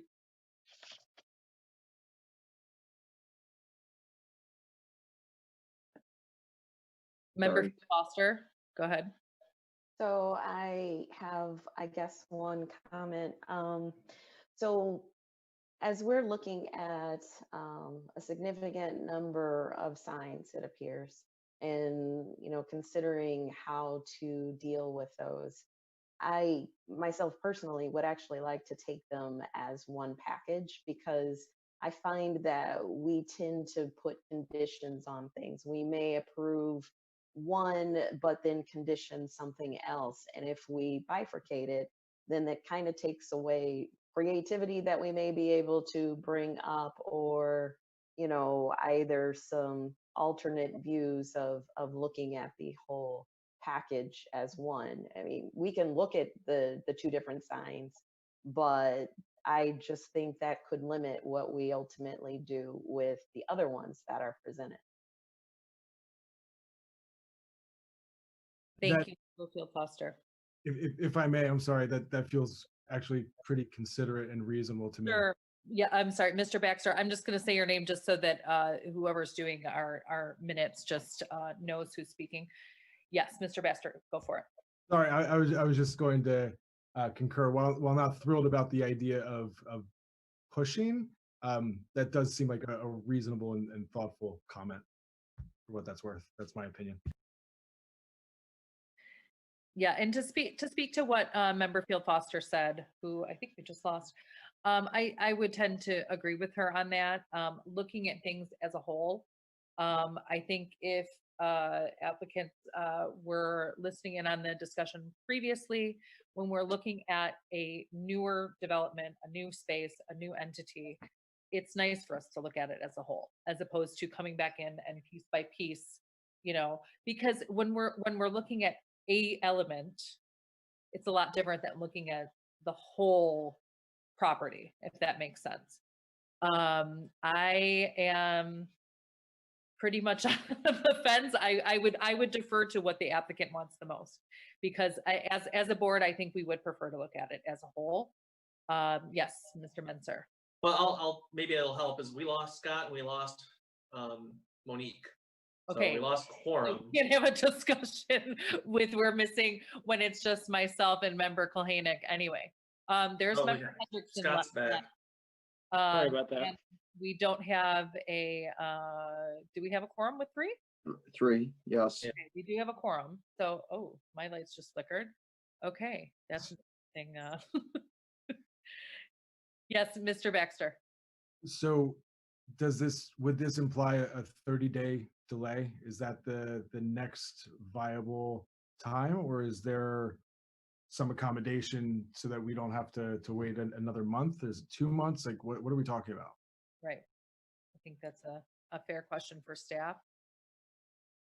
Yeah, we're gonna, we have to give a minimum of 15-day notice for this. That's publications. And so we would have to have all the material before that.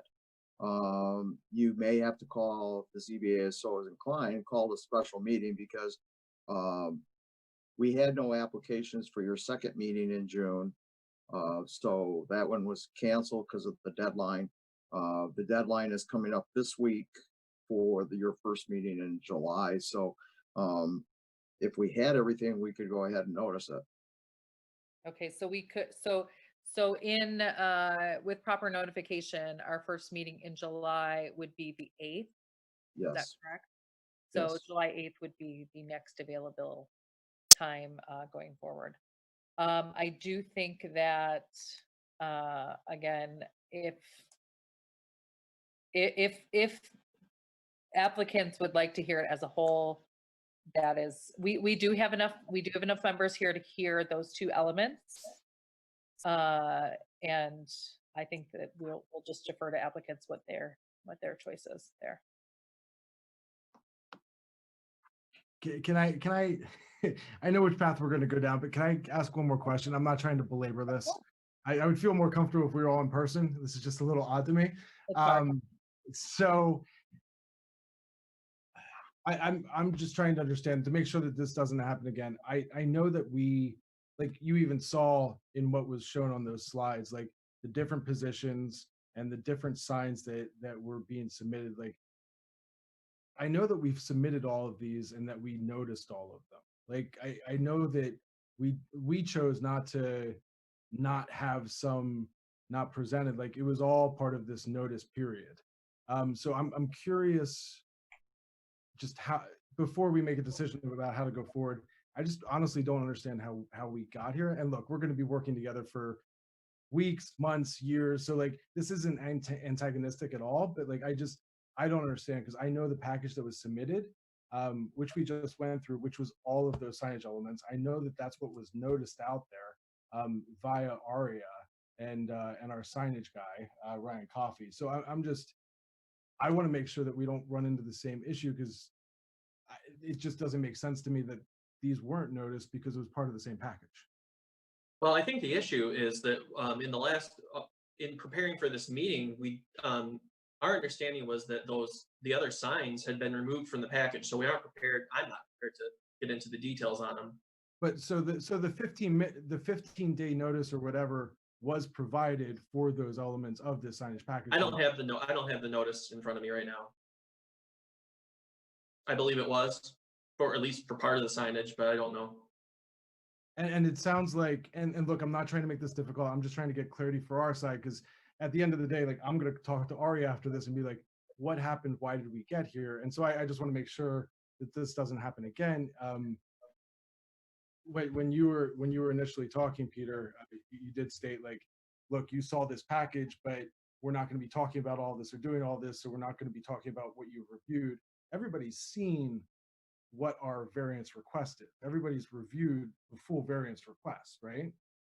Well, what has changed in the last 24 hours in terms of the, hold on, I got to add somebody back in here. Because you can see in the presentation I made that I mean, I don't personally, have a stake in this. I'm happy to talk about whatever you want to talk about tonight. But I guess the point is that our staff, and Keith Chapman's on the line and he can speak up if he wants to, was that the other signs were removed from the variance request. They were just focused on these 2 wall signs. So you see, that's what my preparation was geared towards. Got it. So I guess that's what and that's what we sent to the ZBA as well. So I think it's more about being prepared and having all the details in hand. Understood. Okay. And just for clarity, you asked what changed. Might have been a miscommunication on my part to Aria, quite frankly. It wasn't until I think yesterday that we did have a full discussion about it, where I said, as owner, I definitely at least want to have the opportunity to speak to these things and not just write them off without going through the proper variance procedure. So might have been a miscommunication with us internally, neither here nor there, not trying to make an issue of it. That being said, though, it sounds like the proper notice period might have already been provided for these. So I guess my question is, do we really need to wait another 15 to 20 days, or can we kind of do this next week instead of having to really kick the ball really far down the line? Or whatever time period, we've already provided that required notice period for all of these variance elements.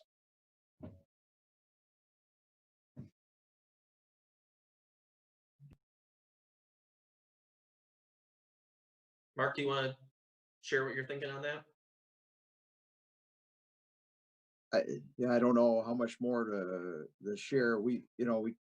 Unless the zoning board of appeals calls a special meetings, the minimum is a 15-day notice period. So we would have to have, when we can get the publication in the newspaper and then count 15 days. I don't know if any quicker. The July meeting is already scheduled to try to meet that date. Again, my understanding is that some of these signs were removed from the request at the applicant. My understanding is Keith talked to somebody on those, so not all of them were part of this. I'm looking up the legal ad right now. I'm trying to figure that out. So let me see. While you do that, Mr. Menser, Member Hendrickson, you want to go ahead? I think you had I apologize for my internet going out previously.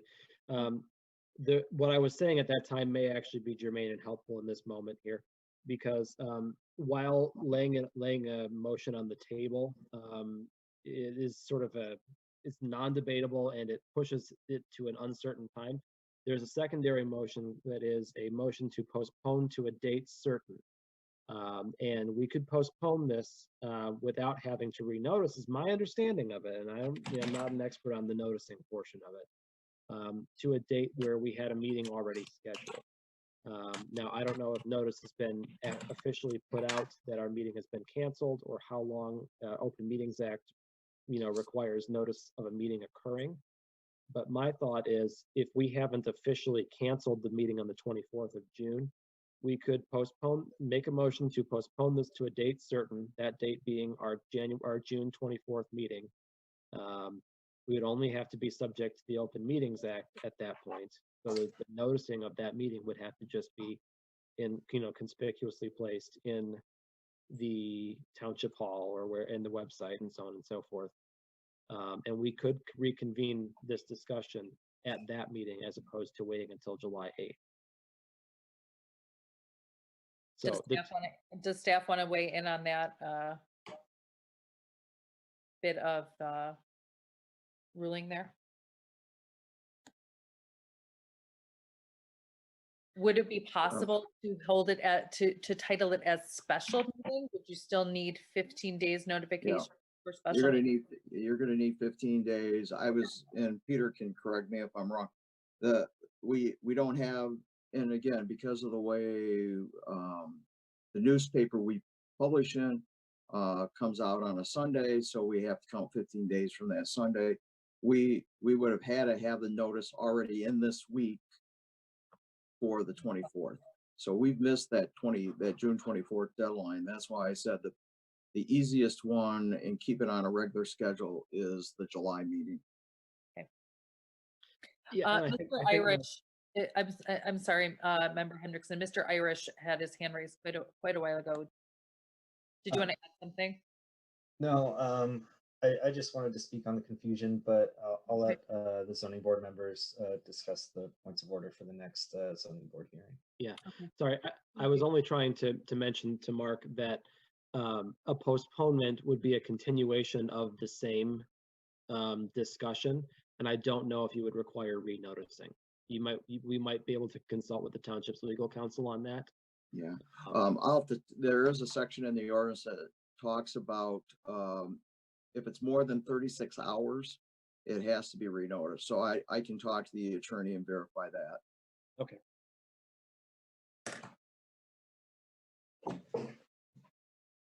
Okay, let's see. How can we keep the ball rolling down the hill here, guys? I think it goes back to whether or not we want to hear the two signs that staff is ready to present and has enough information to present, or if we would like to table this group of signage as a whole and discuss at the earliest would be our July 8th meeting.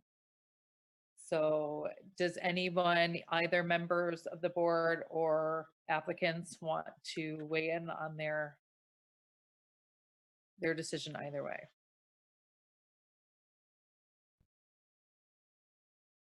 Yes, Mr. Baxter. I would make a request that maybe Mark could seek out the possibility of if that legal structure exists to do it earlier. That being said, I think you guys made a pretty compelling case that putting all these together and having that discussion as one is probably a smart thing to do. As ownership, not, like I said, not thrilled with this right now. Not too happy, but I think it's logical. So that's what my vote would be. I will say, I know I already said this, but I do feel that as a body, we have more understanding when we can see a project as a whole. And I think as owners, you want it looked at as a whole as well, because I think it is indicative of what you're trying to do and what you're bringing to the township. So I cannot speak to the legal aspects whatsoever, but I do feel that if you are still as applicants wanting to go forward with all, now my understanding from the initial, from prior to what has changed in the past few days, was there 5 or 6 variances, Mr. Menser? I would have to run through that here. We Yeah, have. I know we're only, supposed to be discussing 2, but as a whole group, I think between there's the mural, there's the directional sign, there's the projecting sign, and the carryout sign. So there'd be 4, and plus the other 2 wall signs. So directional 6, directional mural, projecting, 2 wall, 5. 5. Mr. Baxter. Sorry, and I can tell you right now, like we'll give you 2 of those, 6. right? Like the mural element doesn't need to wrap around. I get it. That doesn't need to be really something that's discussed. So that's not going to kind of be on the table. And honestly, I think that the neon carryout behind the window as opposed to in front of it still is just as effectual. So I don't think that we're going to have to go down the path of that either. So look, I do think that we can kind of say, okay, we've solved 2 and we're able to kind of move forward and take those off the packet and the docket. So if it was 6, it's probably 4. If it was 5, it's probably. Great. That helps. Director Kieselbach. I want to clarify one thing. Without an amendment to the sign ordinance on the language, the ZBA does not have the authority to grant a variance for a projecting sign. It doesn't meet the ordinance and you cannot grant a use variance.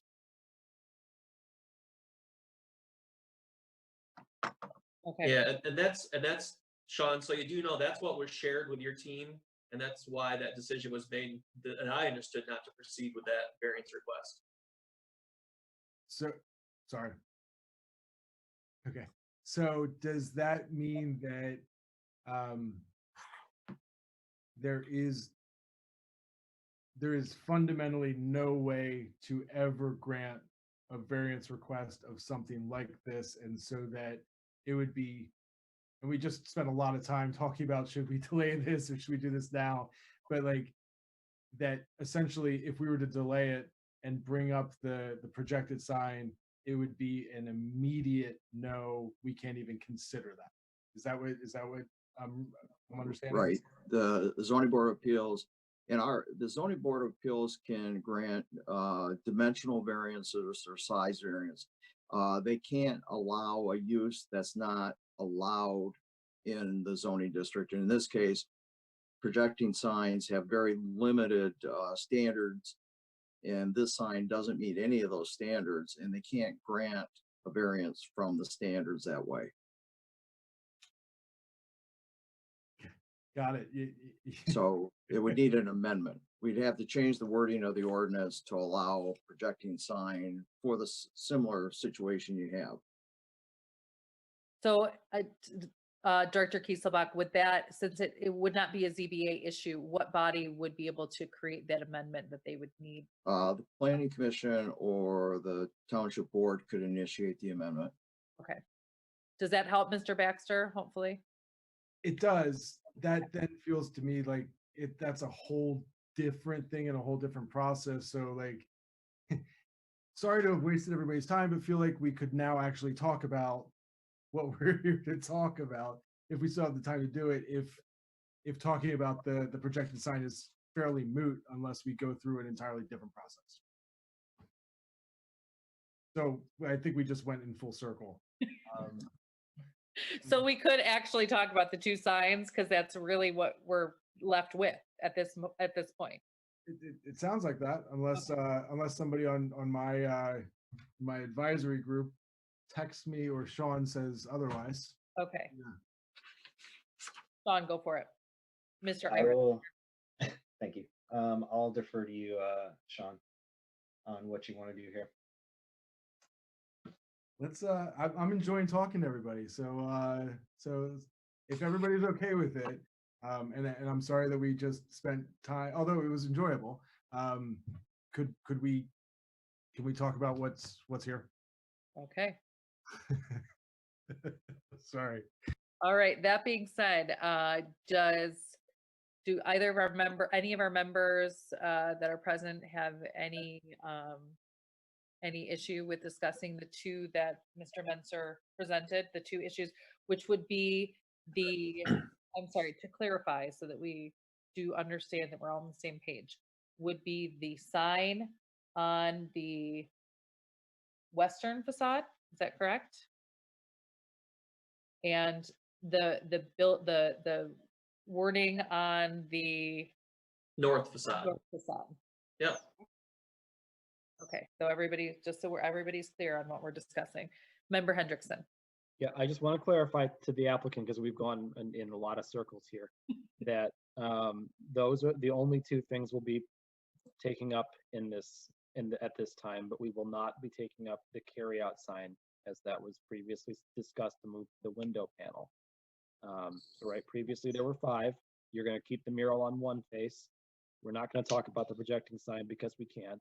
And the agreement, as we understand it, was that the carryout sign was being moved to behind the glass inside the building. So the only two things we're taking up are the main sign on the western elevation and the text on the northern elevation, the black text sign. Mr. Baxter. Peter, I'm sorry. Oh. You're in charge.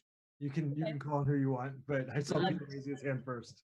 Mr. Menser. I wanted to piggyback on what Scott said and throw in that directional sign in the front too. If the logo on that's going to be removed, then we wouldn't need to do a variance for that. So basically it could say like drive through or carry out, but it couldn't say logo with buddies like it is now without a variance. Yeah, so I'm sorry. Mr. Baxter. Scott, Peter, I appreciate you guys bringing this up before we dive in. I'm hesitant to commit. So look, in the effort of trying to get everything forward and trying to talk about this projecting sign, I was certainly willing to say, like, you know what, we're going to capitulate on X and Y. And maybe at the end of the day, we have to. But if the carryout sign, which I do think is a really necessary element, if that was in our variance request, I'd like to still discuss it and get feedback on it.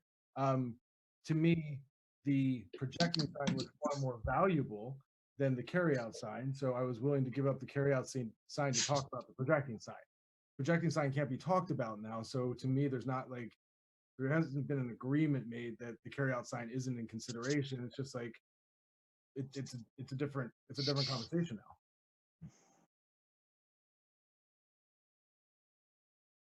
now. Member Hendrickson. Yeah, I can't speak to staff's readiness to discuss the carryout sign, given that from their perspective, the proposed situation has changed. However, the carryout sign was in our packet, and I did review that prior to coming to this meeting as a proposed variance. So I personally would be prepared to talk about that and put it through the review criteria if the rest of the panel is. Okay. Mr. Baxter, did you have something to add? No, I was just playing with my hand.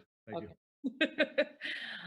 Member Kulhanek or Member Field Foster, either of you have any feelings either way about moving forward? I don't. Okay, you're ready to move forward, Member Field Foster? If that is the decision of the body, then we can move forward. Okay. Member Kulhanek? Yes, I agree. Okay. On that case, I will just ask for one last bit of clarification from staff and from Mr. Menser. The carryout sign, is that something that we can discuss as a variance or not? So I was able to see the notice. We posted a pretty generic legal notice Okay. that talked about signs on the site. So I don't have any issue with proceeding in that sense. With that freestanding sign, the request would be to install a second freestanding sign on the site, since it is going to has logos and everything. You're talking about referring Yeah, they have a little directional sign. sign as a freestanding sign. Yeah. Okay, so So it's no longer directional in nature at this point. It's another freestanding sign. So are you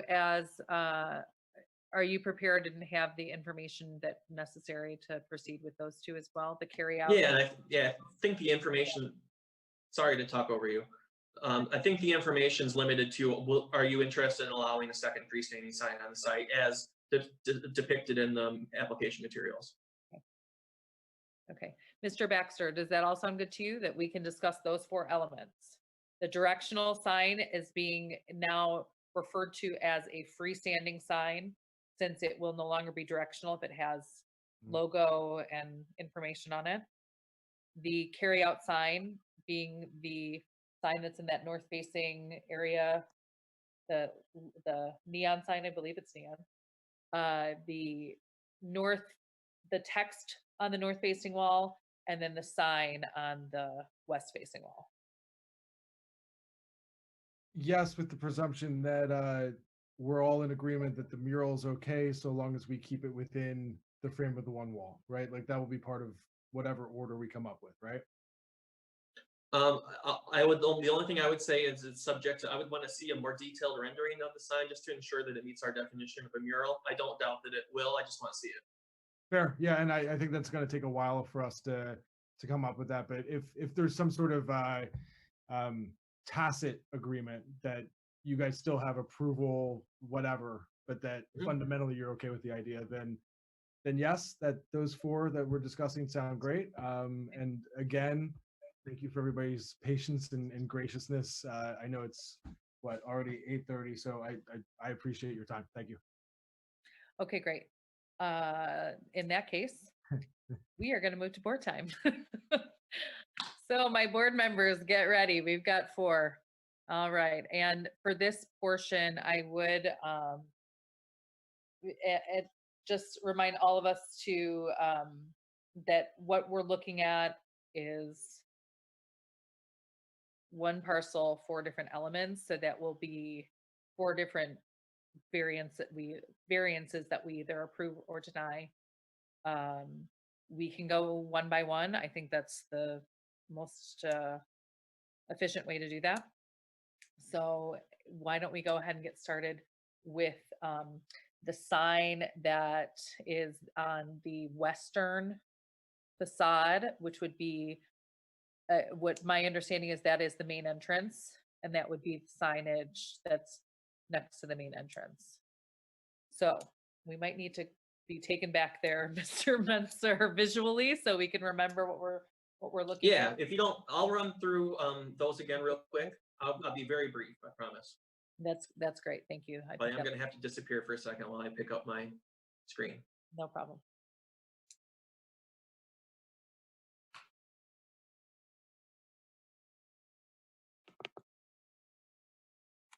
Okay. Okay, so let's just go through this real quick again. We know all this stuff. So here's the 2 wall signs. So we have the wall sign on the west building facade. It meets the size, but it's just the variance would be for the second wall sign because it's on the west facade, not the front, not the street facade. And then on the second variance would be for the wall sign on the north side of the building. And again, it meets the size. It's just the variance would be for the additional wall sign. And on the map here, that would be C and A. D is the carryout sign that's going to be moved to a window. E is that mural. B is the projecting sign. What you're not seeing is that little directional sign, but I'll show you a picture here in a second. So here's that west facade sign. There's their front door. On the north side, here's this brick text.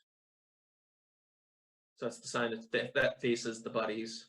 And you can also see that carryout sign very slightly above the door. That would be moved to that bank of windows just to the right, if I'm understanding everybody correctly. Just to add, just for clarification, I do believe that that is something that is not inevitable at this moment. That Mr. Baxter is asking Okay. us to consider that as not being in the window, but consider that as a board, as still being the exterior sign. Is that correct, Mr. Baxter? Or Mr. Irish, either? Mr. Irish, go ahead. Correct. We'd still like to look at the carryout sign as outside of the window. Okay, thank you. Okay, so there's another variance. So here's that carryout sign. So it would be where it is right now. So that's 2 wall signs then on that north facade. Okay. Later on here, here's that mural that we're gonna address with the applicant. And then what we've got is that what directional sign there in the snow, the smaller of the 2. Okay. Would also be, in this case, to be considered a second freestanding sign because it's got the Buddy's logo and everything on it. Normally, we would allow a directional sign 6 square feet or less in size. It just says like drive through, carry out, enter, exit, that kind of thing. But in this case, it would be considered a full freestanding sign. Is that good for now? I'm gonna move away from the presentation. Mr. Baxter, go ahead. Okay. In the interest of everyone's time, can we do away with that mini directional sign with the logo on it? Let's just agree there won't be a logo on it on the small one. It will just be a directional sign, and I don't want to spend your time talking about it. It's not necessary from a branding aspect. We're looking to have a decent amount of signage as it is. I just don't think that one's necessary. People will know where they are once they're in the parking lot, hopefully. So if we could, I'm okay kind of foregoing that, and we'll just use that as directional. I will just say, as chair of the board, that's probably a wise idea. All right, there you go. Okay, so we are down to 3 variances.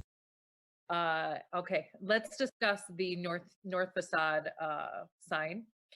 My first question would be, and I'm sure that this is a pretty, I'm sorry, we're gonna go ahead and move to board time now that we have represented that, and now that we've had the additional removal of the directional sign as being part of our discussion. We are going to move to board type, meaning that we will ask for clarification if necessary from applicants or staff, but this will be our chance for myself and the 3 present members to really dive in and figure out which, as we go through our criteria. So discussing the north facing signage, my first thought is, and I'm sure this is something that either of the applicants can answer to, but why this particular orientation on the property versus capitalizing on the orientation of facing out to the main road, and having that signage be, because I think one of our criteria here is criteria number 5, granting the variance is a minimum action. Because you could have a fairly large sign on that front grand facing, rather not front, well, I guess according to ordinance that is considered front, correct, to the Grand River side of the building, which would be the south facing side. Correct? Okay, I'm getting That's correct. response from staff. Okay. So that being said, I guess I would ask why this particular orientation on this parcel, and we can kind of open that up to either Mr. Irish or Mr. Baxter, whichever or whoever may want to take on that question. Mr. Irish, go ahead. The building orientation is set up that way to use the site similar to how Burger King previously used that site. And also the entrance to the actual site comes along the west side of the development through that private drive aisle. So as you're driving actually into our parking lot, the first facade that you will see is that west facade. So that's why that entrance is placed there. Okay, thank you. Mm-hmm. Any other members have questions at this moment regarding that particular sign? It does fall within the ordinance as far as size. It would just be a variance granting that signage there, since there is only signage allowed on that Grand River facing frontage. Member Hendrickson? Yeah, my question for the applicant would be, have you seen any studies or seen any research that would suggest that you would be getting a heavy amount of traffic coming to you from the parking lot north of that this property? And the reason I ask is because I wonder if there are practical difficulties here that are present that would prevent you from operating without granting this variance. And so if you could demonstrate that a majority or some portion of your traffic coming to this facility would be from that northern entryway, you might help to alleviate some of my inability to identify practical difficulties if you don't grant this sign variance. Yes, Mr. Irish. To the north there's a private drive coming from the mall entrance and from the bigger box stores that are north of our site. So we do figure that some clientele will come in from that mall drive instead of coming back out to Grand River and coming back in the primary way, I guess you would call it, to our site. So I guess that comes into the text signage. We wanted to provide those 3 sides of the building with a public view. I don't know if that answers your question or. Sort of. Thank you. I will say, as I look at these criteria, I do find it to be unique that you do not have a driveway off of Grand River at that location.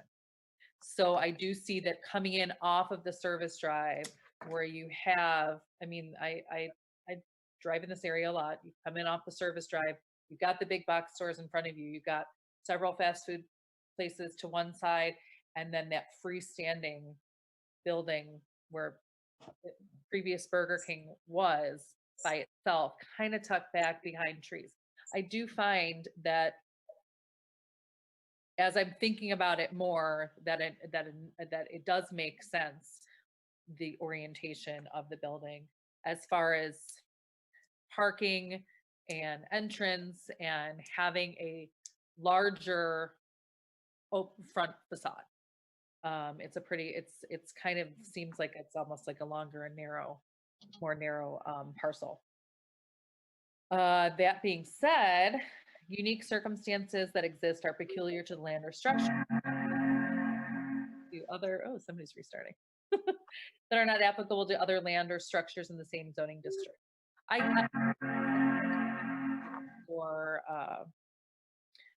For unique circumstances, and I would welcome any of our members to let me know if they do not find this to be unique circumstances. But I can make a case for that for this signage. Okay, I'm taking that as a okay to proceed. Criteria number 2, these special circumstances are not self-created.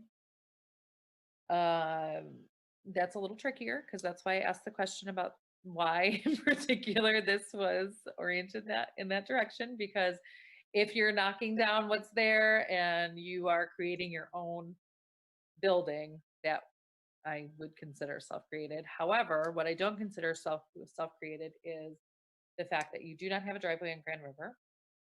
You do have that entrance to be off that service drive. So I would definitely consider that to be special circumstances. Fellow members, please help me on that one if that is not the case. I'm getting positive reactions from Member Hendrickson on that. Let's see. Criteria 3, strict interpretation and enforcement of the literal terms and provisions of this chapter would result in practical difficulties. Practical difficulty would be not having a sign by your front door, right? I mean, if we are considering the orientation of the building to be special circumstances that are not self-created, I think that we can see that practical difficulties would be not having signage and branding at the front door. Come on, members, get in there. I know it's a long meeting. It's a long meeting, but I welcome your feedback. Member Hendrickson, did you have something to add? Yeah, with regard to the sign on the western facing front, I agree. Mhm. Because that, to me, clearly looking at this design is there. Excuse me, I'm so sorry. Take a moment. All right. Yeah, this is their front door. I think there's a question for me in terms of the entryway on the northern side. Mhm. And Let's stay on this one for now, and then we can get there in a minute. I just for clarity's sake, I like to try to keep it as clean as possible with each, so that just because we can just, once we get there, we just blah, blah, blah, blah, right through the criteria. But I would tend to agree with that this is the front door. So I agree with you as well. Okay. And I agree as well. Okay. So we can go on then to criteria number 4, that the alleged practical difficulties which will result from a failure to grant the variance would unreasonably prevent the owner from using the property for a permitted purpose. Again, I feel like that we can answer that. If we can all agree that at your entrance you need signage that is your front door that indicates the building and the place that you are going to, that this absolutely would permit them from using for permitted purposes if they do not have a sign at their front door. Agreed? Okay, moving on. Granting the variance is the minimum action that will make possible the use of the land or structure in a manner which is not contrary to the public interest and which would carry out the spirit of the zoning ordinance, secure public safety, and provide substantial justice. Again, I would say that this is the minimum action. I'm very thankful that they stayed within that size requirement. We don't have to grant additional variances. This is simply a variance to put a sign where their front door is, which I can, you know, definitely say feels minimum and while still providing substantial justice to the applicants. And if I have no objection to that, I'm going to move on to granting the variance will not adversely affect adjacent land or the essential character in the vicinity of the property. I would definitely say that it will not adversely affect the adjacent land. I think it'll be nice to have something there that is really nice and that people want to go to. And the conditions pertaining to the land or structure are not so general or recurrent in nature as to make the formulation of a general regulation for such conditions practicable. We do not need an additional ordinance at this time for this. I don't think that this is recurrent. I think this is unique to this property. And granting the variance will be generally consistent with public interest and the purposes and intent of this chapter. And I could definitely say yes to that. So I would welcome any other board members to speak to that variance or put forth a motion as you feel necessary. Member Hendrickson. Yeah, I just want to give a moment of appreciation to our chair for carrying a lot of water in a difficult format for a meeting, especially with 2 new members who haven't been to one of these before. I agree with everything you said. I think this variance is in order for this particular component of it, and I'll be supporting it as we move forward here. So I'm happy to make a motion. Sure, I move to approve the variance for the sign on the western facing elevation of the building in question here. Great. And this is Don. I'll second the motion. Okay, second by Member Kulhanek. So we, any discussion on that going forward? And I appreciate the comment, Member Hendrickson. I started this very new, and honestly, this is the first board I've ever chaired. So, and this is actually only my second meeting as chair. So here we are. But I appreciate that. Now that we have the motion put forth, any further board discussion? If not, I'm going to a roll call vote. This is to approve the variance for the western sign. Am I correct with orientation? Mr. Menser is nodding. With the western facade sign. And Member Hendrickson? Yes. Member Kulhanek? Yes. Member Field Foster? Yes. And the chair votes yes. So the variance for the western facing sign has been approved. Let's go on then to the northern side of the building. Let's start with the text, since we're already discussing the wall signage, and then we'll do carry out sign last. Okay. Again, we are looking at that bit of text that went along the wall there. I would ask, now I have to preface this with, I am a Detroiter and I lived in Hamtramck for a really long time. So buddies to me is the Hamtramck buddies. So when I see this, I'm like, this is not what buddies looks like. Perhaps you can help us get there, Mr. Baxter, by if you can help us to understand this rebranding as you proposed it to us earlier in our discussion about where Buddies is going and why this particular signage is necessary, because it is not directional. It is not signage that has brand name on it that would say, if you're coming from the north, this is where you're looking for. You're looking for Buddies. That text is, you know, I'm assuming that it tells a story, that what you're trying to do with it, but help us to understand where the practical difficulty in not having that sign is.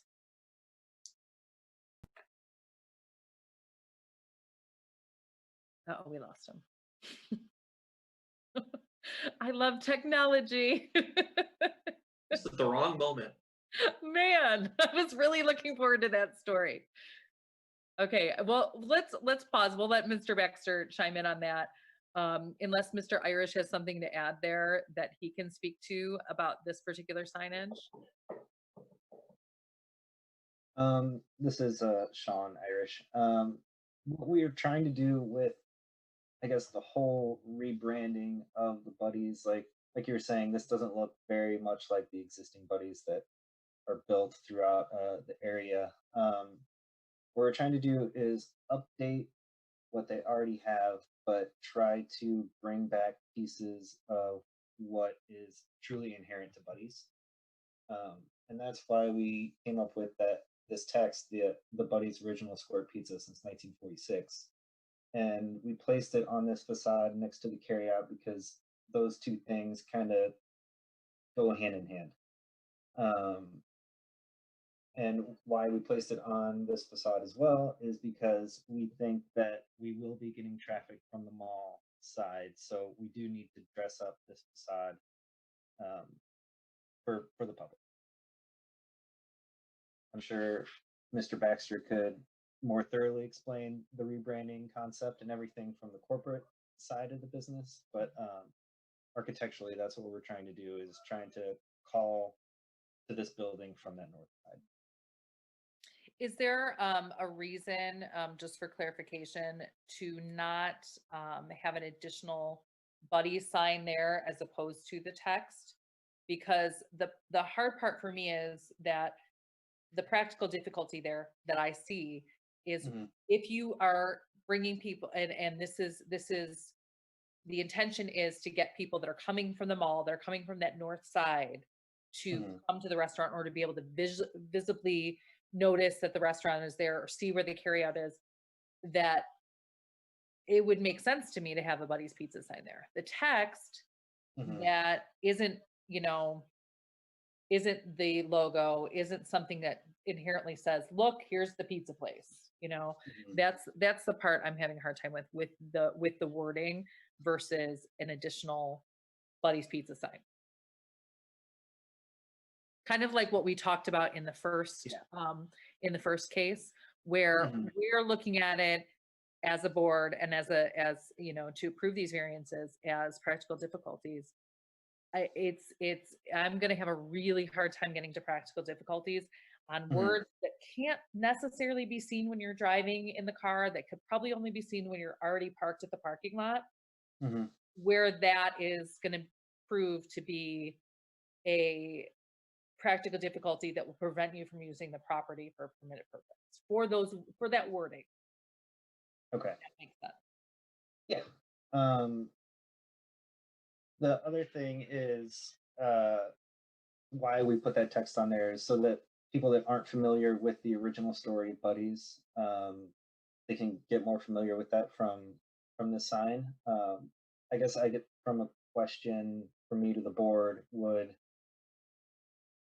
adding a logo to this sign make it more amenable for approval? Or I guess I just have that general question. Okay.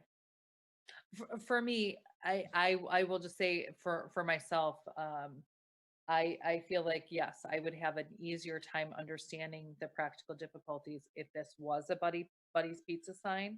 And I will say, and I love board member additions as well, that I can see unique circumstances because of again, we're back to this orientation question, where people are coming in from this side of the building, they're seeing this side of the building, and what's there? Okay, I'm leaving the mall, I'm trying to go get something to eat, what am I seeing?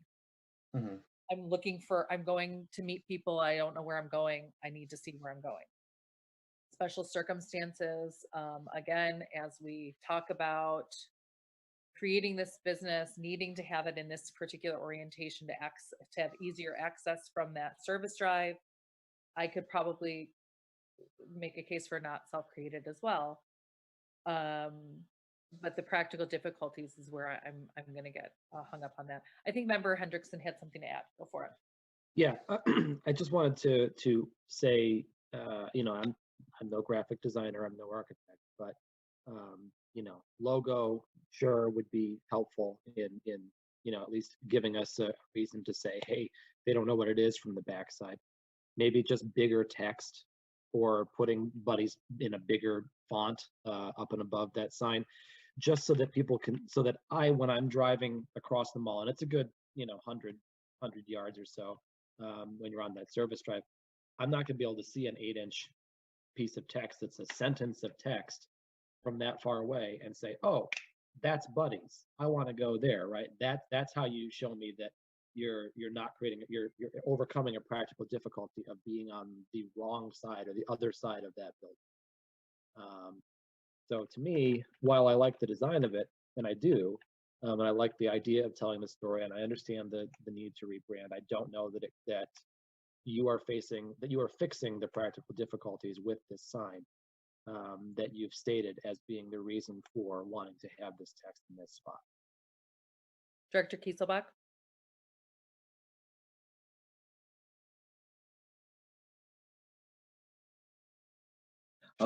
Sorry.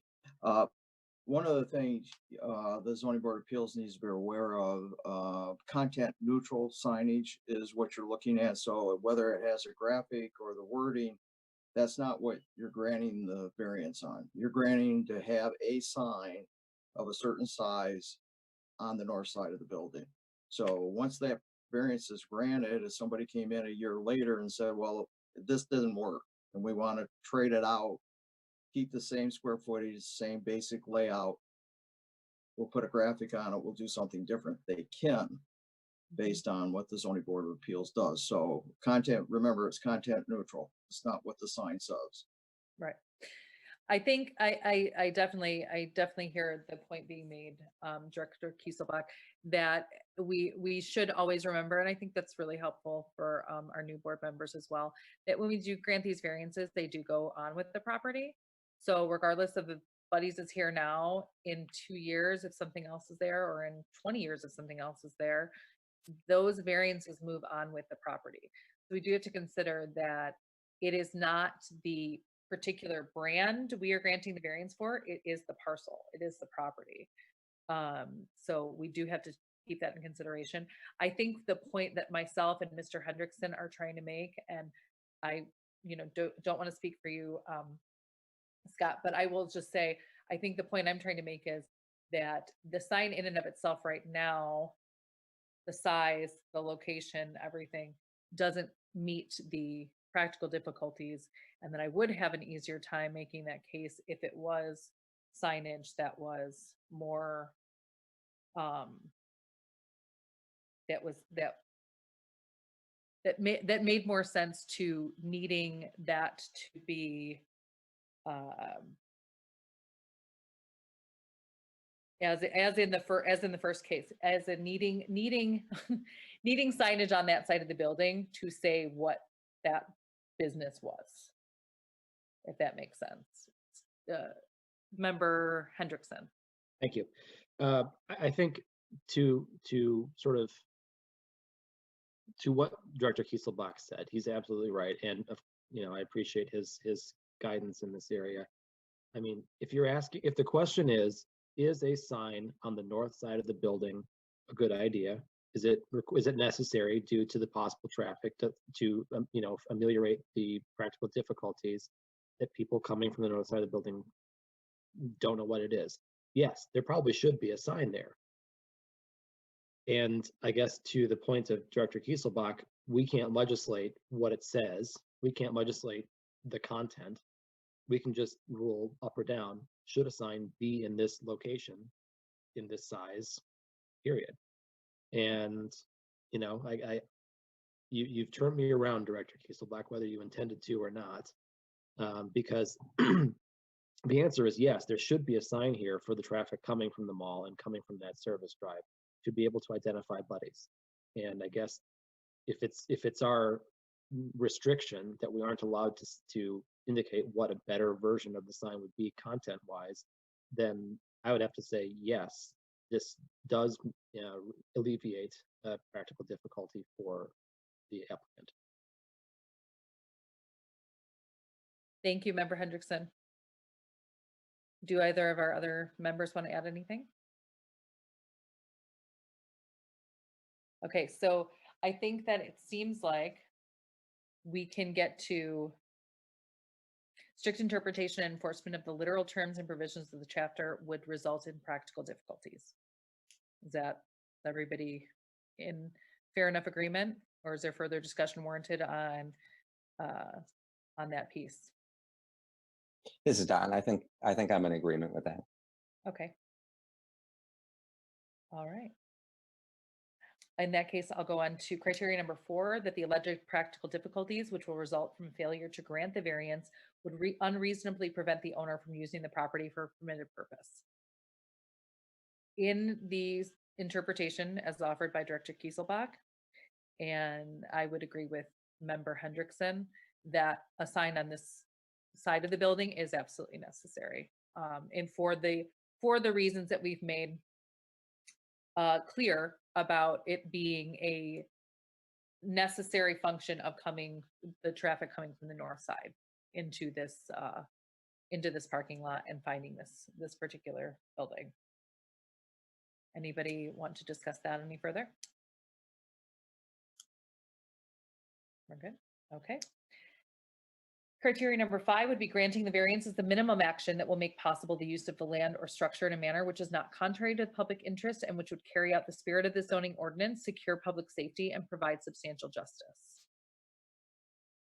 And I do believe, I think looking at the size, and Mr. Menser, I think you can let us know the size of this sign as presented in the package is within what the ordinance would allow on a regular road facing signage.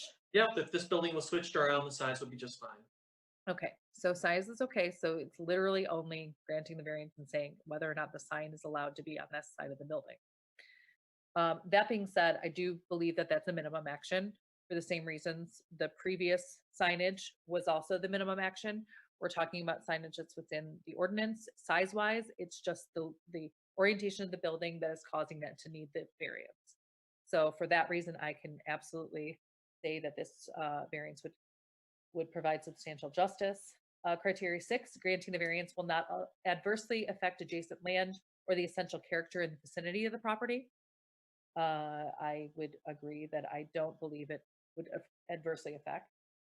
If anything, it'll help traffic flow a little smoother to have signage there.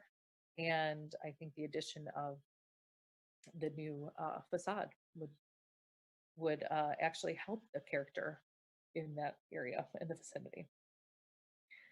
Criteria number 7, the conditions pertaining to the land or structure are not so general or recurrent in nature as to make the formulation of a general regulation for such conditions practicable. Again, I find this to be a unique circumstance that does not allow for the need to formulate any kind of code based around this. And granting the variance will be generally consistent with public interest and the purposes and intent of this chapter, which I would agree to.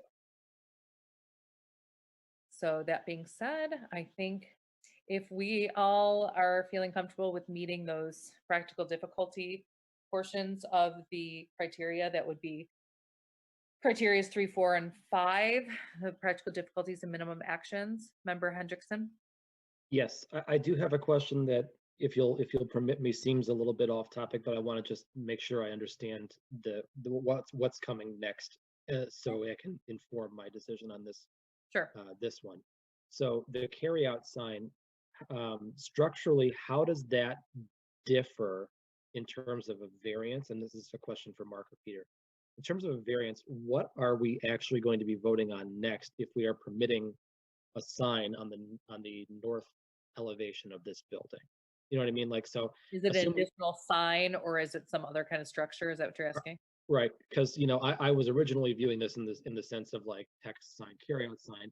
Are we now saying that it's one sign, two sign? Yes. Yeah, okay. So they're both wall signs. I would look at them in the exact same way. Now there's going to be 2 of them on that north facade. And so generally, the if we approve this one, let's just say, in a few moments here, we're going to be, when we bring the next variance up, which is what we see as the carryout sign, the actual question at hand will be, is it advisable to have a second sign on the north face of this building? Yep. Yes. Okay, thank you. In that case, then I would, before we take a vote on this, no, you know what, we don't need that. I forget what I was going to say. I would move to approve the sign on the northern elevation of the building in question. I'll second that. Okay. Just for clarification, you might want to add, if we are doing that one sign, they showed it at 40.33 square feet. May reference that size so we know that that's the sign that this motion is going to. Okay, I will incorporate that into my motion if the minutes would reflect that, please. Okay. Okay, and seconded by member Field Foster. I'm sorry, Mr. Irish, did you want to add something before we went to our vote? Go ahead. Yeah, I just wanted a point of clarification if the carryout sign could be considered a directional sign, because we use that sign to denote where the actual carryout entrance is. I would say no. You can amend it to meet the ordinance, but we say 3 feet or lower, 3 feet or lower. They're freestanding signs, and they're 6 square feet or less. So we would classify this as a wall sign. Thank you, Mr. Menser. Okay, since we have a motion on the table, let's go ahead for a roll call vote. Member Hendrickson? Yes. Oh, I'm sorry. Let me re-clarify before we vote. This is a motion to approve the variance for the north facade wall sign as detailed in our board packet at 40.33 square feet. And this would be a variance to approve that signage as detailed size-wise in the board packet that we received. Okay, Member Hendrickson. Yes. Member Field Foster. Yes. Member Kulhanick. Yes. And the chair votes yes, so your variance is passed for the north-facing wall sign. Now, final piece. We're getting there. We're getting close. Final piece is the carryout sign. Now, I think that we will be able to discuss this now that we have clarification that it is considered a wall sign. Does anyone want to speak to why this needs to be on the wall versus in the window, since we know in the window is an option? Mr. Baxter. So I'm going to talk about the inverse, everyone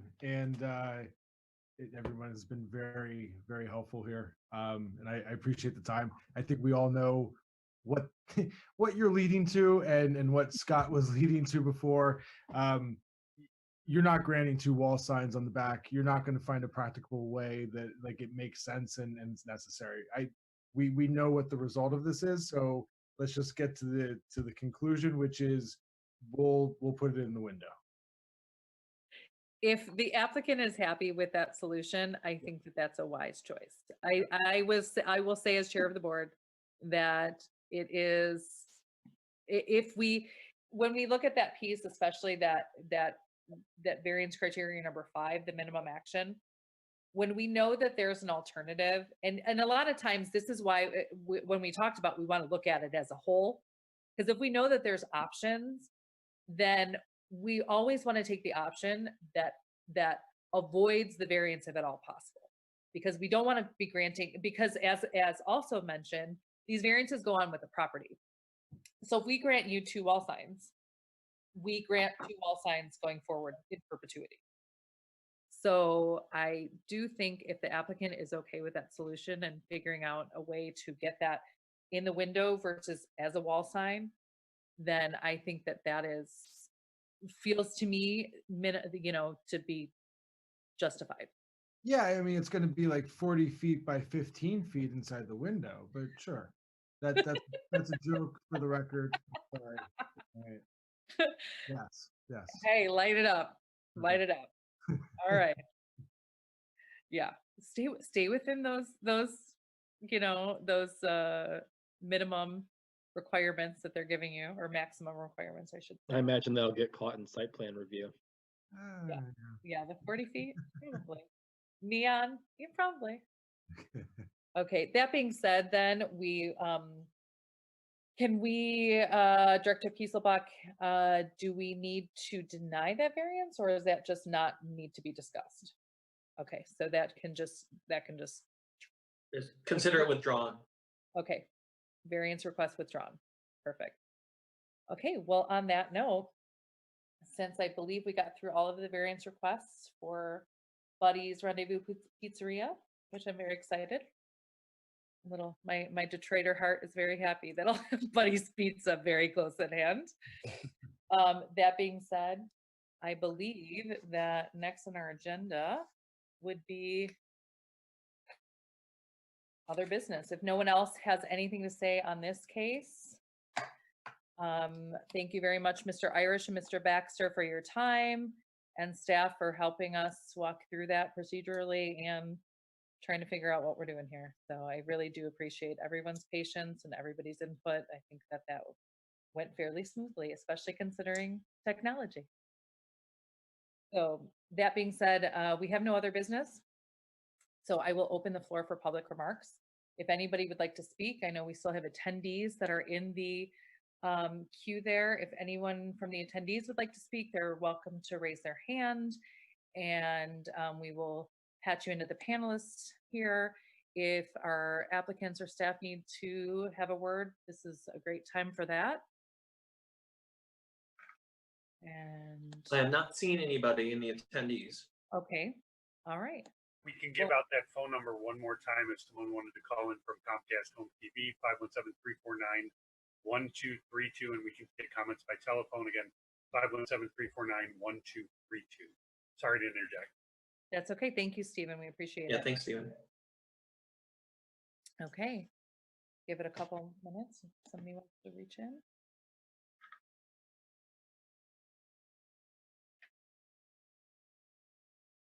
And as long as we have a moment, and it doesn't sound like anybody's calling in, but I'll thank Peter for handling the meeting very well tonight. Conducted everything. His PowerPoint presentations really make this doable. Without that prep on your part, Peter, it'd be really difficult to envision what's going on. So thank you for all the prep work you put in, and I think you did a great job. Thanks, Stephen. Yeah, no problem at all. No telephone calls coming in. You guys can do whatever you'd like with your meeting. Okay, great. Thank you so much, Stephen. And yes, thank you, Ms. Spencer. Since we have no public comments, I'm going to go to board member comments. Do any board members have anything to say at this time? Mr. Hendrickson? Thank you. Yeah, I just wanted to take a brief moment. I know I mentioned it before, but I appreciate everyone's patience with me as I'm learning the process here. I know that I sort of joined unceremoniously. But just as a little background for those I'll be working with in the future, I am your planning commission liaison, and I am also the chair of the planning commission here in Meridian Township. And so I'm looking forward to this. This last case we discussed was a project that I wasn't aware was coming until this packet arrived, because it didn't go through the planning commission for a special use permit. And I love hearing about all the new activity that's coming, and any venue I can find to be a part of that is exciting for me. And I do appreciate, like I mentioned earlier, the patience of our chair, who will, I'm sure, have to deal with me learning the process for the next couple of meetings as I get my feet under me. But anyway, I just wanted to introduce myself, and I'm looking forward to working with you all in the future. We're glad you're here, Scott. And I will just say, as well as the chair of the board, and starting in a year that's been just wild, just absolutely could not anticipate that we would have this be our second meeting, and being on Zoom, and needing to get used to the technology. But I welcome you. I welcome Member Kulhanek. We're very glad to have you here, and we're all learning. So please, by all means, I have no prior experience with Robert's rules outside of actually attending other, various civil civil meetings, but I will say that we have an exceptional staff. And I'm glad to see Mr. Chapman back. I'm glad to see Mr. Menser, and of course, Director Kieselbach, who will always keep us on track and bring us back to where we need to be making wise decisions.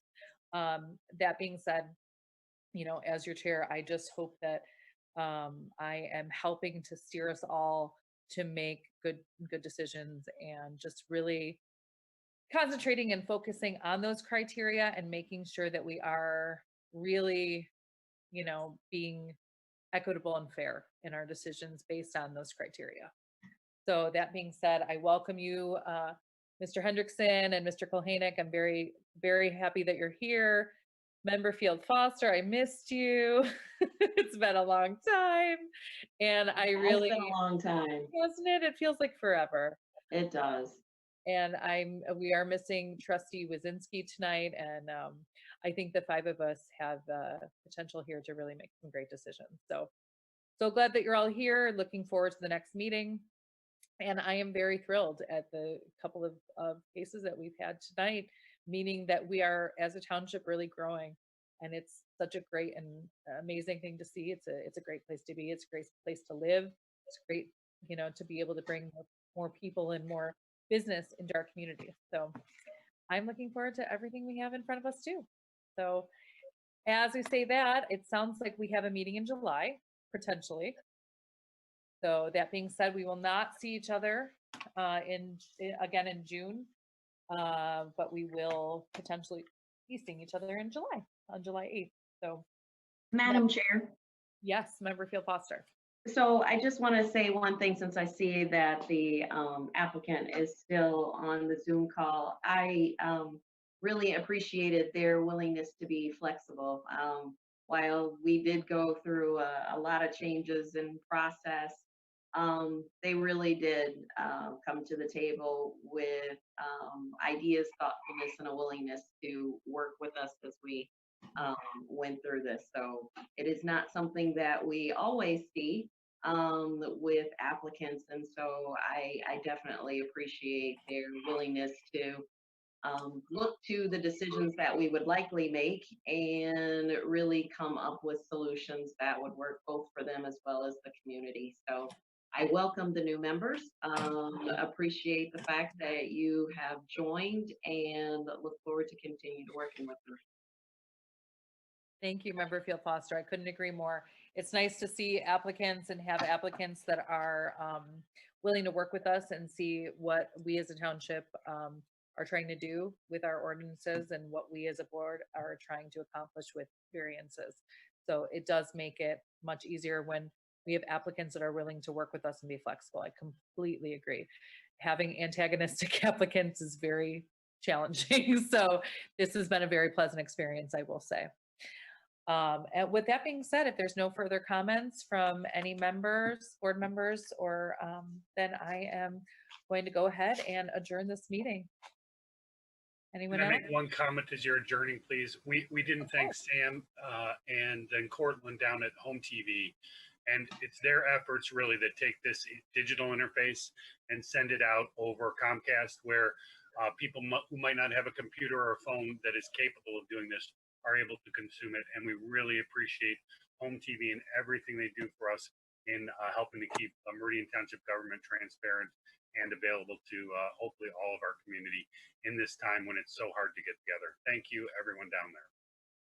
I really appreciate that, Stephen. That's a really good point. We are very fortunate that we have Home TV to be able to actually still hold these meetings, because I think that is really very important. And I do appreciate the efforts and their hard work, because they really do help us in every aspect. So with that being said, if there's no other commentary, anyone else have anything to add? Okay, if we have nothing else to add, this meeting is officially adjourned. Thank you all for attending and for your hard work tonight. This was a long one. Thank you. Appreciate it. Everybody have a great night and happy 4th, because we won't see each other till the 8th. So enjoy you, your you too. holiday. Yeah, Thanks. thank you very much.